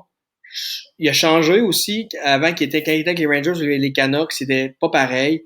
Là, il est rendu. En tout cas, regarde, moi, j'écoute les joueurs. Seth Jones, il dit que c'est son coach favori. C'est une des raisons pourquoi Seth Jones ne veut pas revenir, c'est que Tortorella est plus là. C'est Ouais. un gars qui adorait Tortorella. Il a le respect de ses joueurs. Il veut autant gagner. Oui, des fois, il s'y prend pas de la bonne manière, mais c'est un excellent coach de hockey, John Tortorella. Là. Tu peux pas dire que c'est une marde. Là. Je sais que le gars faisait probablement juste ça pour me piquer. Mais oui, Tortorella n'est même plus le coach des Blue Jackets. Puis ça m'a fait de quoi quand il est parti. Là. Je veux dire, son vidéo là, d'Axeux, j'ai pleuré. Là. Ouais. J'étais émotif en esti, mais hey, son speech contre le Lightning après une période, quand c'est 3-0 pour le Lightning après une période, le speech qu'il a donné, là, sérieusement, je l'écoute près une fois de temps en temps juste pour Chris, man. Ce gars-là, il a changé la série direct là. C'est 3-0 le Lightning après une période, du monde dit Lightning en 4. Ben non, Columbus en 4. Ouais, true, c'est vrai. Taïseb qui dit que son voisin s'est rendu le coach assistant de Columbus. Ben, j'ai vu sur TikTok un gars qui a commenté que. Taïseb, Sûrement Sylvain Lefebvre, j'imagine. À moi que c'est ça Pascal Vincent, mais. c'est un des deux. D'après moi, c'est Sylvain Lefebvre parce que Pascal Vincent, ça fait longtemps qu'il est plus à Montréal ou dans le coin, tandis que Sylvain Lefebvre était avec les. Pas le Rocket, mais le Club École du Canadien avant. Saint John? Ouais, il est à C'est Saint-John. pas... Ok, c'est lui qui, genre, là, Chris, je vais être méchant, là. C'est lui qui a scrappé l'avenir du Canadien. Sérieux, il y avait de la misère avec le développement des joueurs. Ben ouais, il y a eu de la Et misère avec Sylvain le développement Lafrance. des joueurs, mais je veux dire, tu regarderas des joueurs qu'ils ont envoyés, là, puis Non, c'est sûr, c'est je sûr. veux dire, dis-moi un espoir qui a scrappé, là. Ben, Sherbak. pas sûr qu'il a scrappé, Sherbak. McCarron. C'est qu'on était mauvais. Louis Je Leblanc. savais que McCarron, t'allais me le nommer, mais genre McCarron, il était scrappé, c'est parce qu'il n'y a pas de patin, ce gars-là. Là. Non, c'est ça, il est Il y en tellement. avait, il y en a des patins dans les pieds, mais pour moi, il sait pas à quoi ça sert. Fait que, Il aurait été bon dans les années 80-90. je veux dire, oui, Sylvain Lafleur, c'était pas le meilleur pour développer, mais anyway, là, il est assistant coach pour les Ouais. défenseurs, il s'occupe du piqué. Ce gars-là a joué 1000 games dans le national. Je pense qu'il a jamais été repêché. Fait que, je veux dire, il doit quand même savoir comment marche un système défensif. Non, c'est sûr. Il s'occupe plus du développement. Là. Il Ouais. s'occupe de coacher, adjoint. Puis les deux coachs, c'est Pascal Vincent et Brad Larson, parce que Pascal Vincent, il est entraîneur associé.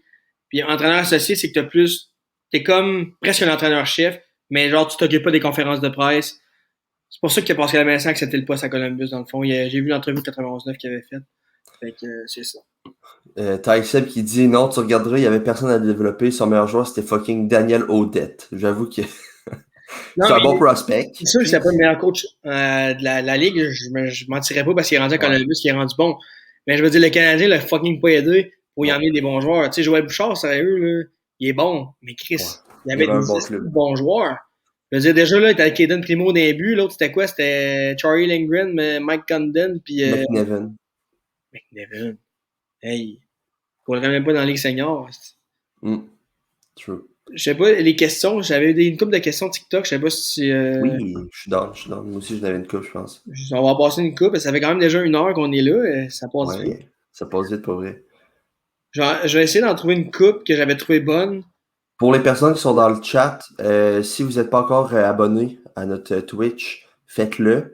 Si ça vous tente, si vous aimez le principe, je veux dire, on est 29, j'ai même pas ça quand moi je fais des lives, vous comprenez? Fait que là, je trouve ça malade mental, le projet il marche. Vous êtes au rendez-vous, on est vraiment contents, on vous remercie beaucoup. On a aussi notre page Instagram qui a rien dessus encore parce que on attend notre logo Ouais. pour mettre tout ça en force. On va faire une page Facebook aussi, on va être partout. Mais on attend quand même notre logo pour partir ça officiellement avec les gens qui sont moins familiers avec TikTok, qui ne connaissent pas avec Twitch aussi. Fait qu'on attend tout ça avant de partir ça, mais vous pouvez aller vous abonner, puis il va y avoir du stock qui va sortir prochainement. Comme je vous dis, c'est la première fois qu'on le fait aujourd'hui, puis j'aime vraiment ça. Fait qu'on va essayer de faire un bon rendez-vous hebdomadaire chaque semaine, moi puis Simon. Yeah. Là, l'été arrive, on a nos horaires, mais on va essayer d'être assez assidu pour vous donner du contenu. Puis je suis vraiment content qu'il y ait du monde qui sont là en live. Puis aussi, si pouvez pas être là en live, il y a toujours les autres plateformes qui vont être là que vous allez pouvoir écouter quand vous voulez. Fait que merci d'être là pour les gens qui sont présentés aujourd'hui. Pour vrai, c'est vraiment cool. Edouard qui demande si tous les podcasts vont être en live. La plupart, oui. Mais mettons, si on prépare un podcast spécial, je sais pas moi, l'année prochaine, on fait un spécial repêchage, ben, ça se peut qu'on le tourne pas en live, puis qu'on vous le mette juste sur les plateformes de streaming. Pas de streaming, mais genre YouTube, Spotify et tout. Fait que, genre, c'est ça.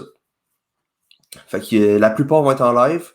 Cet été, je pense pas que ça va être un podcast par semaine, parce que, tu sais, le hockey... Il y a moins de contenu, mais prochainement, pour les prochaines semaines, il va en avoir un chaque semaine, parce que, ben d'ailleurs, on va vous le dire tout de suite, au repêchage, on va être en live le 23 juillet, je pense à 19h, et on va avoir un invité, ça va être Anthony Saint-Amand, de la 3e période, qui est aussi sur TikTok.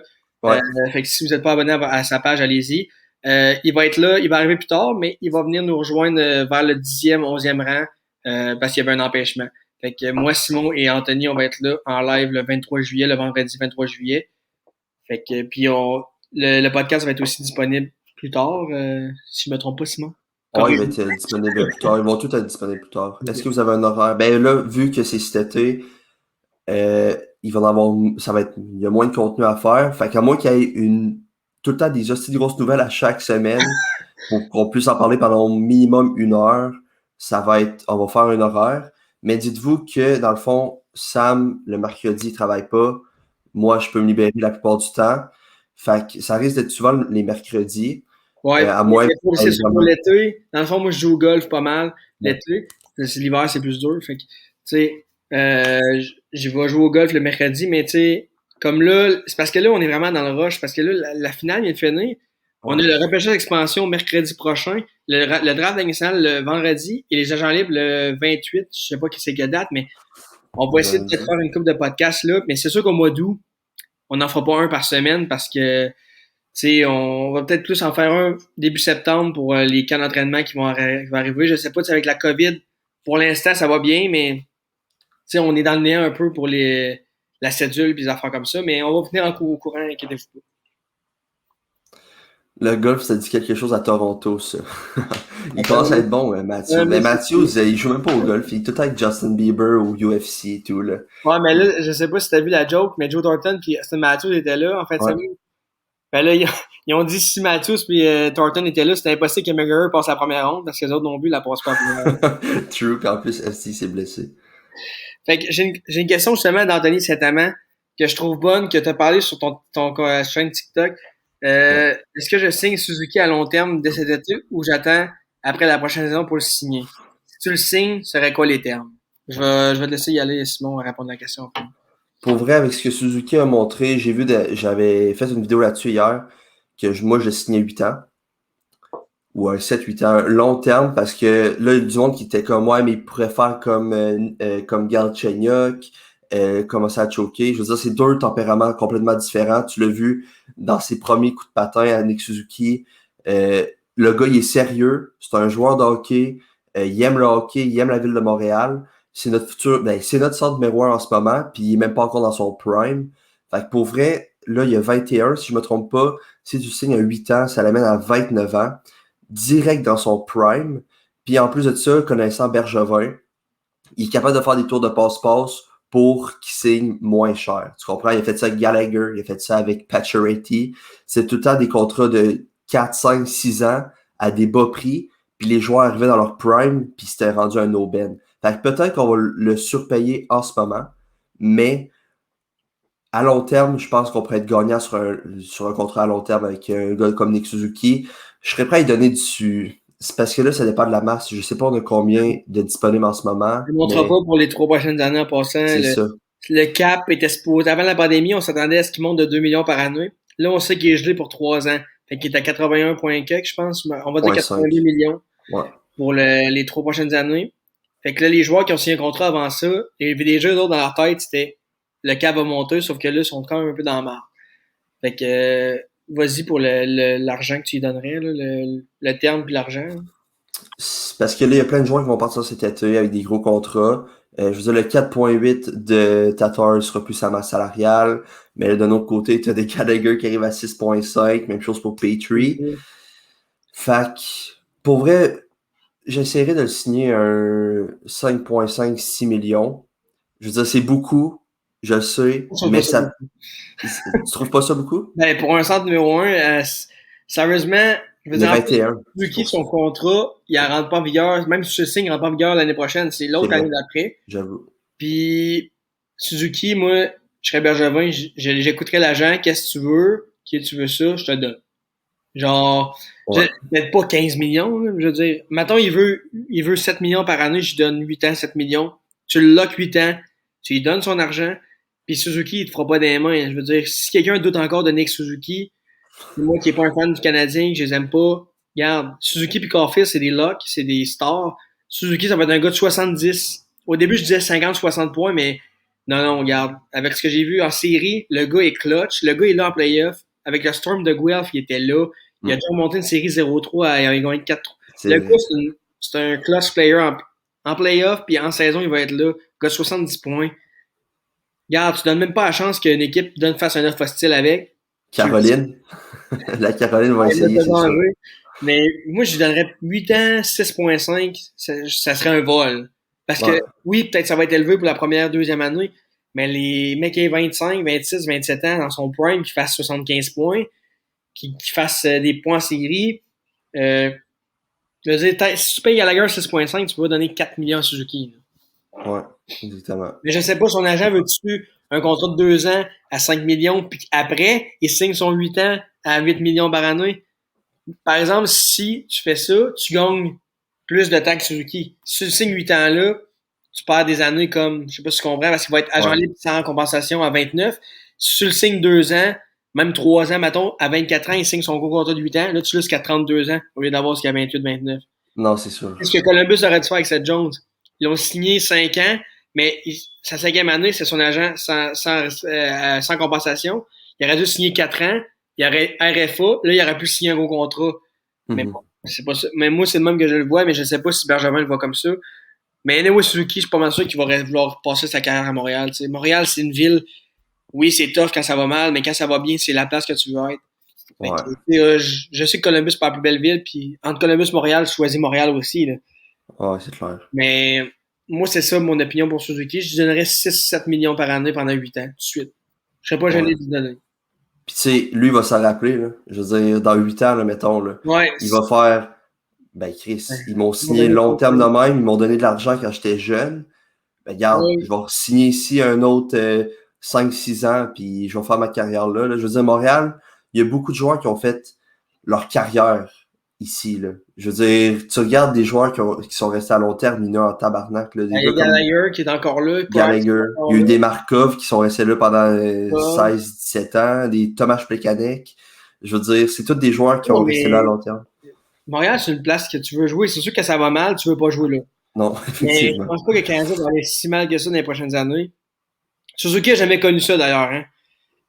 La COVID cette année, même quand ça allait mal, je veux dire, il était loin des fans, loin des médias un peu. C'est pas la même pression médiatique à cause que c'est sur Zoom les choses, mais Suzuki n'a jamais vraiment connu la misère à Montréal. C'est sûr que le mec à connaître, ça va peut-être être plus off, mais il va vouloir quand même rester avec le Canadien. Il l'a tatoué sur le cœur. Le Canadien, il connaît le marché montréalais, là, je veux dire, ce gars-là de l'Ontario, fait que non. Moi, je le signerais long terme, mais s'il signe un contrat pont à 2 ans, 2-3 ans, à 3-4 millions, ça serait un bon aubaine aussi. Fait que je sais pas, ça dépend comment que Bergevin le voit. Moi, je pense que ça. J'aimerais ça qu'il signe cet été, mais je suis pas sûr que il va le signer à cause que je pense même pas qu'il va être là l'année prochaine. La manière qu'il parlait, il avait pas l'air d'être sûr d'être de retour parce qu'il reste 1 an à son contrat. Ouais, moi, je pense que ça va être le prochain DG, moi, je pense qu'il va signer Suzuki. Ouais, ça se peut ça aussi parce que quand il avait sa conférence de presse, il a dit si je gagne la Coupe cette année, je vais pouvoir prendre ma retraite. Comme s'il gagnait la Coupe cette année, il prenait sa retraite. Puis là, ils ont demandé ton contrat vient à échéance l'année prochaine. Il a juste répondu je vais honorer ma dernière année qui me reste. Ouais. Sérieusement, quelqu'un qui dit ça, c'est pas quelqu'un qui va signer. Là. Il dit je vais finir mon contrat parce que j'ai signé, mais on dirait que ça lui tente plus tant. Je pense que déjà à Montréal, c'est beaucoup de pression. Le gars s'était ramassé. Je pense que le gars, il a assez d'argent pour vivre sa vie. Ses enfants habitent à Chicago, je pense. Ouais. Je pense qu'il a une maison là, vu qu'il habite à Chicago. Je pense que le gars veut juste prendre sa retraite, profiter parce que je sais pas, il a quel âge, Bergevin, il est dans shape, là, mais. Une cinquantaine, sûrement. Cinquantaine, je pense qu'il veut profiter de sa retraite. Puis mettre trop d'indistress, c'est pas bon pour la santé. Fait que. Non. Moi, je pense que c'est terminé pour Benjamin après cette année. Ça va être Martin Lapointe, genre, qui va le remplacer parce que c'est un Québécois. Mais bon. Ça m'énerve, ça, quand même. On n'embarquera pas là-dedans pour ce podcast-là parce que ça va durer 4 heures. Ouais. Mais j'ai une question qui vient de. J'ai pas remarqué le nom, mais moi, ce que je m'attends des Blue Jackets cet été et l'an prochain. Je veux dire, j'ai pas vraiment d'attente. Je sais qu'il va y avoir beaucoup de choses qui vont se parler. Je sais que Seth Jones va faire échanger dans les prochains jours. J'ai hâte de voir le retour. Patrick Laine n'a pas encore signé. Là, la semaine passée, il y a un article qui est sorti que des joueurs voudraient que Patrick Laine s'en aille, qui voulaient pas qu'il reste. Sauf que là, moi, je pense que Laine va le garder quand même pour voir. On va garder une vraie saison, voir. Tu sais, là, c'est eu une saison, 56 games, il a été échangé, la COVID. Je veux dire, je pense qu'on Laine, c'est quand même un des très bons joueurs de la Ligue nationale quand même. Ouais. Moi, je pense qu'il va rester. Seth Jones va s'en aller. Après ça, le draft, ça va être. Je pense que Columbus sont très bons pour repêcher les joueurs quand ils en repêchent, quand ils ne changent pas leur choix. Fait que je m'attends pas à. Je sais qu'il va se passer beaucoup de choses, mais je sais pas ce qui va se passer. Moi, je pense j'ai une grosse confiance en Jarmo Kekalainen. J'avais parlé dans le podcast la troisième période d'Anthony. Si vous voulez l'écouter, j'ai parlé de Kekalainen. J'ai parlé que c'était pas. C'est un peu comme Bergevin. Pas le meilleur des jeux, mais c'est pas un des pires non plus. Il fait des bons drafts. C'est un ancien scout professionnel des Blues de Saint-Louis. C'est lui qui a bâti les Blues qui ont eu la Coupe Stanley. Fait que, non, c'est pour l'année prochaine, c'est sûr que je m'attends pas à ce que les Blue Jackets fassent les séries, on s'entend. Mhm. Mais ils ont quand même un bon noyau, ils ont un bon gardien de but. La défensive, c'est la question. Mais tu sais, t'as quand même des Roslovic, des Laine, des Atkinson, des Bjorkstrand. Texier. Foligno va sûrement revenir aussi, des Jenner. T'as une bonne petite équipe. C'est sûr que t'as pas de Panarin, mais c'est la défensive qui me fait sourciller. Mais Merzlikins, d'un but, je suis très confiant. À moins qu'il soit resté marqué de Kevieniex qui est mort dans ses bras, mais je sais pas si Ouais, c'est psychologiquement ça. il est correct, là, mais Il est peut-être un peu traumatisé. surtout sur Instagram, il a l'air d'être en forme. Il va avoir son enfant, ça va. Il avait de l'air. De ce que je vois sur Instagram de lui, je pense qu'il voit vraiment Kevieniex comme son ange gardien. Puis Ouais. il dit. Mais comme je vous dis, je le connais pas. Ouais, c'est ça. Sur Instagram. Fait que c'est ça. J'ai pas vraiment d'attente pour Columbus parce que je vais être patient, mais c'est sûr que dans 3 ans, si c'est encore de même, je vais être déçu. Fait que c'est pour la répondre à la question. Fait que Simon, je sais pas si tu avais d'autres questions qui te venaient sur le chat, parce que moi, je vois pas les questions. Ok, tu vois pas le chat? Non? Il a une coupe. Ça prend tout de suite un stabilisateur pour Romanov. Fait qu'il il doit demander c'est qui qu'on pourrait aller chercher pour Romanov. Moi, je pense qu'il est dans l'équipe. Je pense que le mettre avec un Shea Weber, ça pourrait faire l'affaire. Ben, le faire jouer, ça serait déjà bon. True. C'est vrai. Parce que ce gars-là aurait dû jouer, peut-être, mettons, comme Caulfield, Kotkaniemi, les premières games, peut-être pas. Mais là, j'avais vu un commentaire, par exemple, qui est apparu. Ouais, j'ai accroché. Mais c'était d'aller chercher Patrick Roy comme DG, mais ça, c'est une autre histoire. Ben, moi je serais d'accord avec ça. Mais Ah ouais? c'est ça pour un autre podcast. C'est bon, parfait. Pour Romanov, ouais, il aurait dû jouer peut-être pas des premières games contre Toronto, mais aussitôt que les jeunes sont embarqués, je l'ai rembarqué. Je pense pas qu'il a fait perdre des games aux Canadiens quand les games il a joué. Puis, Oui, il avait perdu une contre Vegas. Gamer. mais sérieusement, à l'âge qu'il a, c'est Non, juste mal. Puis Merrill n'a fait perdre juste non, après. oui. Non, c'est sûr. Fait que, moi, Romanov, c'est un gars que j'aime. Il cogne pour sa grosseur. Il a pas peur il a peur de personne. Fait que moi, je l'essayerais avec Edmondson, Sherrod, Weber ou Petrie. Un de ces quatre-là, je le ferais jouer avec. Puis je pense que c'est ça qui va arriver aussi. Je pense pas qu'il va être benché. À moins qu'il y ait eu un incident hors glace. Je sais que ça se parlait pas mal, mais ça me surprendrait. Il y a une chose que j'ai pas aimé de Marc Bergevin, c'est quand que Romanov a scoré son premier but en playoff, puis il a pas réagi. Il avait pas de l'air heureux. Genre, même pas un petit sourire en coin, même pas genre une petite célébration pour son prospect. On dirait que genre, Non, mais moi, je l'ai vu. Là, je sais de quoi tu parles, l'image, que genre, il était le même. Là, ouais, exact, puis on avec dirait que c'est son en train de... masque. Puis moi, je pense que ils ont montré Bergevin parce que Bergevin célèbre beaucoup, mais là, on vu que c'est 3-0 la série. On dirait que le gars, il essayait de genre faire, OK, c'est juste, il mène juste 2-1. Puis, by the way, le Lightning a fait 2-2 pas longtemps après. Ouais. Mais j'aurais été curieux de voir quand Anderson a scoré en prolongation, il a-tu célébré? Hmm. Il a célébré, c'est sûr que ça en dit long. Parce qu'il aurait dû célébrer pour Romanov parce que c'était le but qui donnait l'avance aux Canadiens en troisième période. S'il a célébré pour Anderson comme il célébrait dans les autres, c'est louche. Mais si, mettons, il a été serein pour le but Anderson, c'est juste parce que le gars veut pas paniquer, genre être trop over content parce qu'il sait que la série, c'est 3-0. Non, c'est clair. Mais c'est sûr que ça porte à la confusion. Le dossier Romanov, il y a quelque chose qui s'est passé, c'est sûr et certain. Je suis sûr qu'il y a de quoi d'hors classe qui s'est passé. Ben, moi, Sérieusement, là, ça me surprendrait j'avais même pas. vu, dans les coulisses, je pense, qu'il avait écrit ça. Puis normalement, ils ont quand même des sources assez. Je sais que j'aime pas tout le temps leur contenu, mais normalement, des fois, quand ils parlent des potins, les joueurs normalement sont on point avec ça. Fait que je suis sûr qu'il s'est passé quelque chose, je suis sûr et certain, mais on va peut-être le savoir plus tard. Ouais. Mais Non, mais est-ce ouais. qu'il aurait pu se passer, anyway, dans le temps que COVID, on pourrait sortir rien? Je sais pas. Pour qu'ils jouent pas contre Winnipeg puis contre Vegas, presque pas contre Vegas, il serait passé pas grave. Parce que s'il a juste manqué de pratique, là, je veux dire, je trouve ça plus cher à payer. Surtout pour une équipe qui est en playoff. Hmm. Tu régleras tes Non. problèmes après, au pire. Là. Ou peut-être qu'il voulait juste faire jouer ses acquisitions. Merrill, Gustafsson, c'est ses deux acquisitions de l'année. C'est triste à dire. Mais genre de l'année. De la saison. Fait que Ben, il y a c'est. Stall puis Stall. Ouais, c'est sûr. Non, Mais non, il y en a Stall, d'autres, c'est un là. vétéran, au moins, il avait son utilité. Mais Real, à part mettre un gilet puis être sur la glace, je veux Avec dire, un numéro, là. aurait pu prendre plus de responsabilités. Il aurait pu jouer avec Kulak. Kulak Romanov, t'aurais pu y mettre ensemble, faire des chiffres au lieu de maganer le top 4 parce qu'on se cachera pas. À la fin, là, le top 4, là, le but quand il restait une seconde là, à Tampa Bay lors du deuxième match, en fin de deuxième, Sherrod a fait une passe à Dano. Dano a fait un revirement. Il restait 5 secondes. Sherrod aurait juste dû garder la puck, faire la passe à l'autre def, finir la période. C'est la fatigue mentale. Ouais. Les gars étaient brûlés mentalement. Ils jouaient du 26 minutes par game depuis 4 séries. Je veux dire, c'est juste normal. Puis c'est plate parce que ce game-là, c'est ce qui a tout changé. Puis tu sais, je mets pas ça sur la faute à Sherrod. Sherrod a très bien joué. Ouais. Mais je veux dire, les gars étaient brûlés mentalement. Puis il faut prendre ça en ligne de compte. Ça te prend 6 bons défenseurs. Tu peux pas jouer à 4 défenseurs pour toutes les séries. Tu peux pas jamais gagner une Coupe Stanley avec ça. Non. Ils ont passé proche. Mais à la fin, tu as vu que les gars, il n'y avait plus rien dans le réservoir. Là. Même Price, pas mal sûr qu'il était brûlé lui aussi. Là, c'est sûr. C'est Price, en plus, il est pas le gars le plus... je dis tough, mais je veux dire... Il est fragile. Il est fragile, exactement. Tu le vois juste dans ses déplacements. Tu le vois, il se lève tout le temps du même côté. Il met sa patte gauche dans les airs. Il met tout son poids sur sa gauche pour lever sa patte droite. C'est là que c'est blessé, là, au genou. Ouais, mais tu vois que c'est dur des fois. À chaque fois qu'il fait un gros déplacement, tu te demandes s'il va s'en lever correctement ou s'il y a un joueur qui rentre dedans.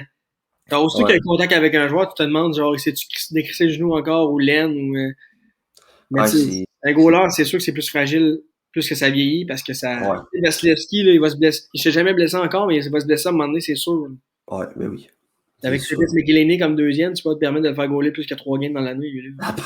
Non.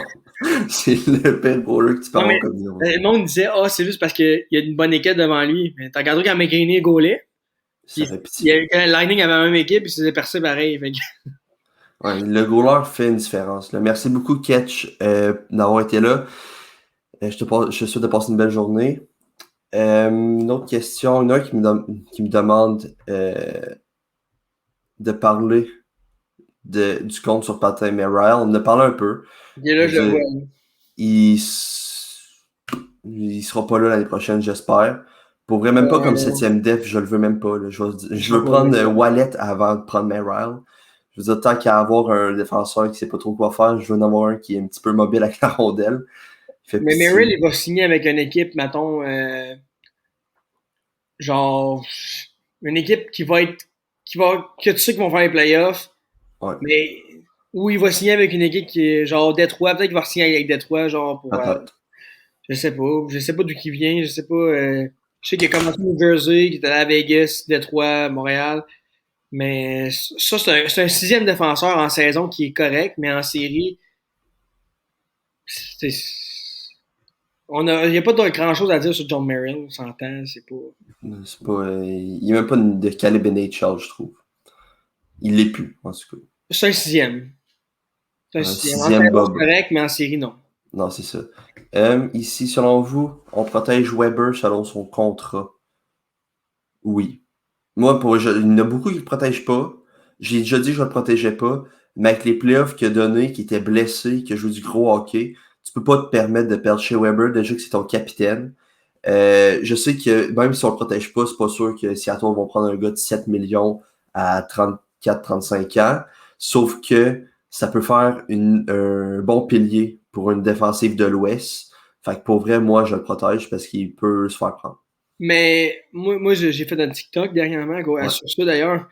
Le monde qui disent Weber, impossible que Seattle le prenne.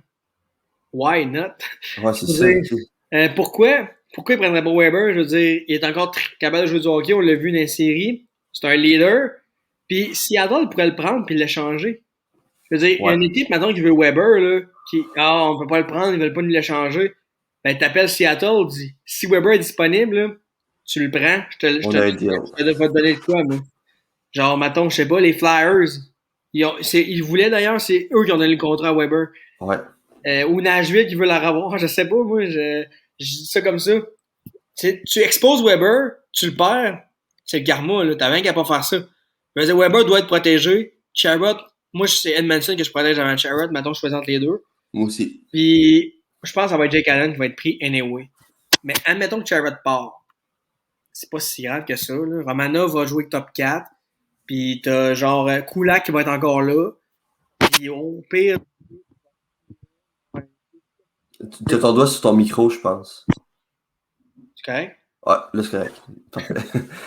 Euh, Ouais, je mais t'as dis, raison. mais les sixièmes défenseurs, il va en avoir. J'ai pas la liste des agents libres. Il va en avoir, il y en a tout le temps. Ou David Savard. Je veux dire, David Savard est agent libre. Mais coûtait cher. Il va coûter cher, mais peut-être qu'il accepterait peut-être d'être signé moins cher à Montréal. Tu sais, mettons, il a le même contrat que Sherrod. Non, il va demander plus cher que Sherrod. Mais regarde, on jase. Oh, ouais. Mais moi, je suis pas sûr, pas en tout que Seattle prendra pas Weber. Même que si le Canadien ne protège pas, eux autres, Seattle vont se demander si on le prend, on les fait chier solide. Puis Seattle ne sera pas serré sur le cap cette année. Là.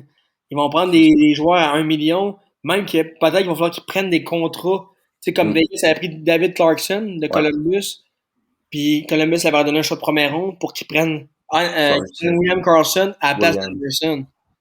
Ouais, c'est clair. Je vois plein de monde, ils vont envoyer un choix de troisième ronde pour qu'ils prennent un autre joueur. Hey, ça va être un choix de première ronde qu'ils vont demander pour qu'ils prennent un autre joueur. Ils ne prendront pas un choix de troisième ronde. Ils vont faire comme Vegas, ils vont faire du chantage. Là. Ouais, mais même que ils vont être encore plus baveux puis demandants que Vegas parce qu'ils savent comment ça se passe. Ouais. C'est eux autres qui ont un gros bout, c'est pas le Canadien, mettons. Là. Non, c'est clair. Une question pour toi ici, mon Sam? Ouais. Vas-y. Selon vous, les Blue Jackets vont sélectionner qui? D'après moi, c'est Brent Clark. J'ai en train d'écouter justement le podcast David Bocage, Dread sur le tape, sur le sur Patreon. Puis Simon Boisvert a mis Brent Clark 15e meilleur espoir. Tabarnak, lui, il fait tout le temps des hosties de long shots, là. Ouais. Sérieusement. Il a mis Corey Silliman 7e. Il est genre classé entre 15 et 20. Puis même Charles Pellerin, l'autre qui est avec, il a mis Brent Clark 8e, si je me rappelle bien. Puis je pense qu'il joue en Slovaquie cette année. Fait que moi, ça serait pas Brent Clark. Au début, je voulais Simon Edvinsson. Je sais pas si Anto est encore là. Mais Simon Edvinsson, Anto, c'était pas son préféré non plus. Fait que je t'ai demandé sur Simon Edvinsson avant. Puis plus que j'entends parler de lui, plus que je me dis s'il est disponible, qu'il le prenne, je serais pas fâché. Mais c'est pas lui que je voudrais. Le gars que je veux que les Jackets prennent, c'est Luke Hughes. Mais c'est sûr qu'il va partir à New Jersey quatrièmement. Fait que sérieusement, Ken Johnson, William Eklund ou Luke Hughes. Ça serait les trois joueurs. Mais s'ils prennent Edvinsson, je veux dire, je serais pas fâché. Ils ont eu des entrevues avec ce gars-là. Ils sont capables de voir si le gars est intelligent, s'ils l'ont plus vu que moi aussi. Mais Luke Hughes, je serais fucking content. Matthew Benier, c'est sûr, sera plus là. Mais William Eklund, Ken Johnson ou Luke Hughes, je serais très, très, très à l'aise. Brent Clark aussi, en fait. On sait pas ce que ça va donner. Mais si tu me demandes lequel joueur que je vise, avant je visais Simon Vincent, mais j'ai pas un gros. Tu sais, je suis pas un recruteur, puis j'ai pas d'expérience là-dedans, fait que je voyais Simon Vincent comme un gros gars, mais c'est ça qui m'a aveuglé. Puis quand je regarde les experts qui ont vraiment scouté ce gars-là parler, j'en ai écouté des podcasts là-dessus, puis tout Simon Vincent, ils le mettent plus 10e. Mais ils savent qu'il va sortir top 5 pareil. Mais c'est juste parce qu'il mesure 6 pieds 4, 200 livres. Le gars a des mains pour ça, mais je veux dire, est-ce qu'il paraît, il est décevant quand il joue dans un gros calibre. Fait que Luke Hughes, c'est le joueur le plus jeune du draft. C'est le frère à Jack Hughes, à Quinn Hughes. Le gars, ça va jamais Michigan. C'est un no-brainer pour moi, mais je pense qu'il va être pris par les Devils, qu'il va rejoindre son frère. Des fortes chances. Et William Eklund, c'est un gars qui est un playmaker. Je veux dire, ça nous en prend un. Il joue à l'aile, mais regarde, il peut jouer au centre aussi. Puis avec l'année, ça pourrait marcher. Ou Ken Johnson, qui est le meilleur joueur du draft. Entre guillemets, je veux dire, c'est le meilleur joueur de skills. C'est pas le meilleur joueur complet, mais Ken Johnson, c'est un gars de Michigan aussi. Je serais très à l'aise avec Ken Johnson. Tout dépendant aussi de l'échange de Seth Jones. S'ils sont capables d'aller chercher Adam Boquist contre Seth Jones, tu l'as pour le défenseur qui joue avec Werenski. Fait que t'as plus besoin d'en drafter un en top 5, tu peux en drafter un genre 25e. Ouais. Sérieusement, il y a trop de questions, mais la question c'est Brent Clark. Je serais pas déçu, mais c'est pas lui que je vise. Mais Luke je sais qu'il sera plus là. C'est bon. On y va ça avec une dernière? Yes. Attends, il y a une coupe. On a une bonne. Là, on va reparler de Kéké. Il t'a signé cette année. Fait que, et voilà. c'est quoi qu'on donne à Kéké comme contrat. Pour vrai, le gars, il a rien prouvé, selon moi, à part sa première saison qui a été bon. Après ça, il a droppé. Je veux dire, il y a beaucoup de monde qui le défendent. Sa deuxième saison, il a fait 8 points en 36 matchs. Là. Je veux dire, je veux bien croire que la gang de la deuxième année l'a frappé, mais il l'a frappé fort sur un calice de temps. Puis même chose pour cette année. Je veux dire, il a fait 20 points en 50 games. C'est mauvais, là. Pour vrai, le gars, il va avoir un contrat de transition. Puis ça va être un. Ils vont faire comme avec Galchenyuk. Ça va être un 3 ans, 3 millions max. Max. Maximum. Même en bas de ça. Puis, tu sais, dans 3 ans, tu regardes ce qu'il a fait. S'il s'améliore, tu lui donnes un bon contrat. Puis s'il fait rien, ben Chris, dans la dernière année de son contrat, si tu vois qu'il n'a rien fait, tu l'échanges. À un moment donné, tu peux pas t'entêter avec un joueur de même. Là. S'il fait rien, il va perdre de la valeur au fil mais des même années. si je me demande si la meilleure valeur d'échange, ça va-tu être là? Parce que c'est sûr qu'il peut devenir un excellent joueur, mais admettons qu'il régresse, faut que tu l'échanges là parce qu'il y a encore de la valeur. Plus qu'il t'attend, plus qu'il perd de la valeur. S'il régresse, on ne sait pas ce que ça va donner. C'est ça on peut pas voir dans le futur, c'est ça qui est plat. J'ai une question sur Twitter, j'ai vu ça beaucoup. Comment ça va, les comparaisons Kachuk, Kotkaniemi? Juste parce qu'au début des séries, c'était Kiki a des stats comme il comparait ça à Wayne Gretzky, les stats. Wow, là. Parce qu'il y a 8 buts, il y a 8 points. Puis, Ouais. je veux dire, celui qui le comparait, là, Kachuk n'aurait jamais été LT Scratch en playoff. Ça, je vous le garantis. Chris, non. Pour vrai. Moi, je trouvais ça drôle en maudit, puis tu sais, vas-y. J'ai défendu longtemps Kéké. Mon cousin, il me le dit souvent. Ben, il me le disait souvent, ça fait longtemps que j'ai parlé. Mais à chaque fois, il disait Kachuk, c'était le choix logique. Kachuk, c'était le choix logique. Je dis, ouais, mais tu sais, on a besoin d'un centre. Je sais qu'il faut prendre le meilleur disponible. Sauf que, genre, j'ai défendu je sais pas combien de temps. Mais là, aujourd'hui, je suis comme, really Kachuk, sérieusement, en finale contre Tampa, ça aurait aidé. Il aurait brassé la cabane un peu. Il serait allé déranger. Parce que je veux bien que Gallagher, il dérange Vasilevski, mais il est petit. Mais Gallagher, il était pas. Il y avait de quoi qui marchait pas, là. Il y avait Non, son moteur, il fallait. Le check engine était allumé certain. Chris, oui, toutes les lumières du dash étaient allumées. Puis comme Kachuk en série, il est construit pour ça. Il a la grosseur, il a les skills, il est capable de déranger. Il aurait droppé les gants, je te le dis, il aurait tout fait. Ouais. Vas-y. Ben, c'est que ce que je trouve bizarre qu'ils ont pris Kéké, c'est que Kachuk, là, Mathieu Kachuk était déjà dans la ligue. Tu voyais c'était quoi? Keith Kachuk, son père. Tu connais Keith. Ouais, c'est ça. Je veux dire, c'est le père du gars. Il sera pas différent, là. Il joue avec Bergevin. Il est gros. C'est sûr que c'était pas le gars avec les meilleures mains, mais quand il jouait avec USA, Team National, il y avait des mains puis il scorait. Et là, il va jouer avec Team Studley. Je sais que c'est ton boy, là, Tim Studley. On se le cache pas au monde. Là. Pour ceux qui connaissent pas Simon, Tim Studley, c'est quand on parlait de direction, là, il y en a pas mal eu. Là. Ben, comme en ce moment. C'est pas vrai, c'est joke. Mais à un moment donné, il y avait genre Studley qui était au banc des punitions, ou Kachuk. Les deux se regardaient, ils riaient. Puis ce duo-là va être dévastateur contre le Canadien en plus. Ça va être malade. Mais c'est parce qu'à un moment donné, TVA Sport, ça disait Kéké, c'est le meilleur joueur depuis Wayne Gretzky, qui son père a un char rouge, sa mère a un char jaune, a les cheveux. Hey, à un moment donné, calmez-vous, là. Je veux dire, c'est Kotkaniemi, là. Vous l'avez mis dans les estrades. Puis, ça va pas chier son développement qu'il soit LT Scratch. Ça, c'est pas vrai. Mais je veux dire, c'est juste que ça prouve juste que Kéké, c'était pas le bon choix à faire. Puis celui qui le protège encore, Bergevin là-dessus, ou Trevor Timmins, je veux dire, vous avez plus d'arguments, là. Je veux dire, vous aviez Quinn Hughes, un défenseur, ou Kachuk, un ailier. Vous aviez les deux gars qui manquent, finalement, canadiens, vous les aviez. Quinn Hughes, je sais que c'est pas le meilleur défensivement, mais il joue avec Vancouver, qui n'ont pas de team, ils ont pas de. Quand Oldby gaulait, je veux dire, un tir du gardien pouvait rentrer. Puis, je veux dire, il n'y a pas de défenseur qui joue avec lui, je veux dire, mais là, avec un Weber, il va être bon défensivement, il va être meilleur. Là, tu le mets avec Edler qui patine sur une jambe, avec Nate Schmidt, que derrière moi, il y aurait de la misère dans la Ligue olympique à Montmagny. Tu sais, je veux dire. Non, mais à un moment donné, faut. Tu sais, Quinn Hughes, il a un mauvais différentiel, mais regarde-le jouer. Ben oui. Il est petit, mais il est rapide. Je veux dire, faut arrêter. Faut se rendre à l'évidence que Kéké, c'était pas le bon choix. Puis je sais que je vais me faire hate, mais regarde, je pense que je commence à être habitué. Ben ouais, moi tout, je pense que c'était vraiment le mauvais choix. Je veux dire, je l'ai aimé. Même Je Francis l'aime. Noël est d'accord mais... avec toi, c'est rare, là. Hein? Même Francis est d'accord avec toi. Puis vous n'êtes pas d'accord sur tout, mais là-dessus, vous l'êtes. Non, exact. Vous êtes deux fans du Canadien en plus, là, je veux dire.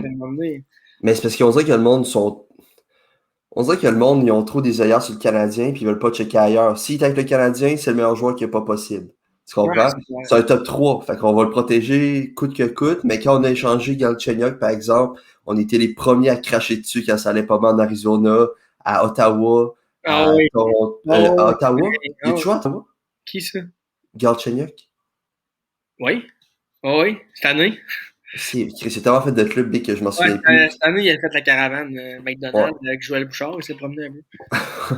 Mais tu sais, on rit de Galchenyuk, mais quand il est dans notre équipe, hostie qu'on l'aimait, on était comme, mais voyons Mais donc, on l'a oui. échangé contre Max Domi. Il fait du 30 buts par année. Domi a de la misère à faire du 50 Mais c'est points. comme si ça avait transformé Gatchenyuk en Josh Anderson.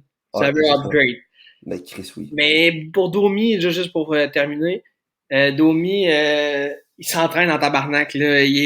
Il est au gym à tous les jours. Puis sa fin de saison, ça a très bien été. Hmm. Je suis pas prêt Ouais. à le crucifier encore. Puis vu que ça a très bien été en fin de saison, puis qu'il s'entraîne beaucoup, il y a un nouveau coach. Je dis pas que ça va être le 72 points, mais je pense qu'il est capable de faire un 50-55 points par année avec C'est les son Blue range. Jackets. Il peut peut-être re-signer. Je sais qu'il aime beaucoup l'Ohio. Il dit que les gens là-bas sont exceptionnels. Il va au match du crew avec les autres joueurs des Ah Jackets. ouais. Fait que je pense qu'il est rendu dans la gang. Fait que je crucifierais pas McDomi. Puis Josh Anderson a une saison de jouer. Il s'est pas encore blessé. Fait que il va arriver de quoi dans pas long, c'est sûr. Non, c'est clair. Le Je monde dois veut tout le temps qu'ils le se malheur à battent. personne. Ouais, Le faut monde... pas qu'il se batte. Faut C'est pas ça. qu'il se batte. C'est ce que tu me disais. Heureusement, le monde qui tripe quand il voit se battre, moi, je l'ai vu se battre. La dernière fois que je l'ai vu jouer avec les Blue Jackets, il s'est battu contre Ottawa au mois de janvier en 2019. Il a vraiment joué. Fait Hmm. que, faut pas qu'il se batte, il est blessé à l'épaule, il est blessé partout. Mais c'est un train, là. Mais un train qui, on dirait qu'il n'y a pas de break. Non, effectivement. Elle pourrait, il avance vite. Pour finir, on va faire un résumé de la carrière de Pécoriné, encore une fois, pour souligner sa brillante carrière. Je veux dire, le gars, Ça- je sais pas si c'est un Hall of Fame, je pense pas. Moi, je pense que oui. Tu penses que oui? Ouais. Il a pas gagné Coupe Stanley, mais Griff, il y a pas beaucoup de joueurs qui vont gagner la Coupe Stanley. Oui, il y en a, mais je veux dire, moi, je pense que c'est un Hall of Famer, mais limite. Je veux dire, s'il l'est pas, je serais pas fâché. C'est comme Fleury, lui, ça n'est un vrai. Mais par contre, je pense que Pecorino, ça peut être un Hall of Famer, mais lui, il va être Hall of Famer de la Finlande, genre. Ouais, ben oui, ça c'est sûr. Il a représenté beaucoup la Finlande dans les compétitions internationales, aux Jeux Olympiques. Il a Mais joué. c'est pas de but de ce monde, pareil, là. Puis il y a Ben quand oui. même un goaler qui goal 683 matchs. Hey, c'est du stock, c'est pas comme un joueur, là. Non, effectivement. Je sais pas. D'après moi, oui, il a gagné Vizina. Il a gagné le King Clancy l'année passée. C'est cette année, c'est eux, il a gagné le King Clancy cette année. Puis j'ai pas ce résumé de Moi, je l'ai ici. international. Il a joué 16 saisons au total dans l'organisation de Nashville. Ça a été le club école et tout. Il a joué 683 matchs. Il a fini avec 14 passes. Ouais, Un, il a pas scoré, un gros passeur. mais il était Trois- bon. Il était bon dans son filet Rinoué. Il ouais, sortait beaucoup. ouais, vraiment. 369 victoires en 683 matchs. Du 2,43 de goal genre La, contre lui par la moyenne match, de points, de but contre. la moyenne de points mérités. C'était au baseball, mais Après ça, il a fait du 917 d'efficacité en carrière. Pour vrai, le gars, je pense qu'il mérite d'être au Hall of Fame. Pour ouais, vrai. assurément. Il a fait combien de blanchissages? Il marque. Ok. Il a fait 60 blanchissages en carrière. C'est beaucoup, là. Il a joué pour il a joué à la Coupe du Monde pour la Finlande quand il a eu en 2016. Ben, pour tu veux dire le Team Europe? Non, pour la Finlande. La Finlande était là. La Coupe du Ouais. Monde, ça c'est En 2016, quand le Canada a gagné, puis Marchand était là. Il avait joué à contre les Moulins Toronto. dans le 2-3, mais la Finlande était là. Ah La ouais? Finlande était là avec la Suède, Ok, la je savais pas. Russie. Team Europe, c'est genre la Slovaquie, la République tchèque, mais la Et la Finlande était là. France et tout. Ok. Ouais, la France. Bellemare, en fait. Ouais, bellement. Puis il a joué beaucoup, tu sais, là, les World Championships, quand les joueurs sont éliminés. Comme il y a eu à Riga cette année, mais vu que le Canada avait une crise de mauvaise équipe, finalement, ils ont gagné. Ouais. Mais il a participé à toutes les compétitions qu'il pouvait avec la Finlande.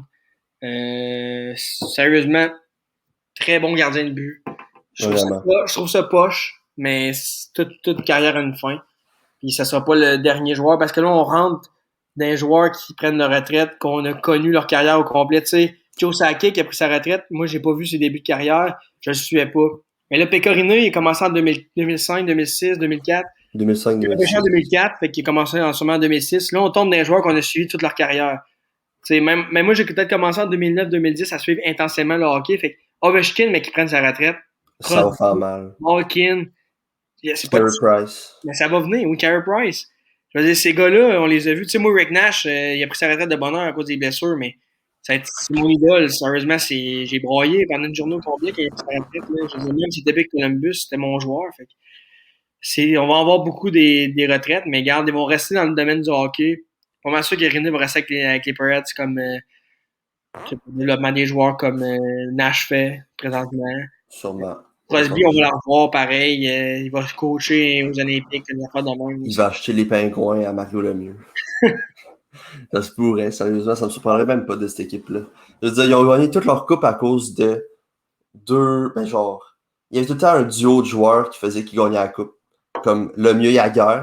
Après ça, t'as eu Crosby Malkin avec le temps et Fleury. Je me demande si c'est pas Crosby Kunitz.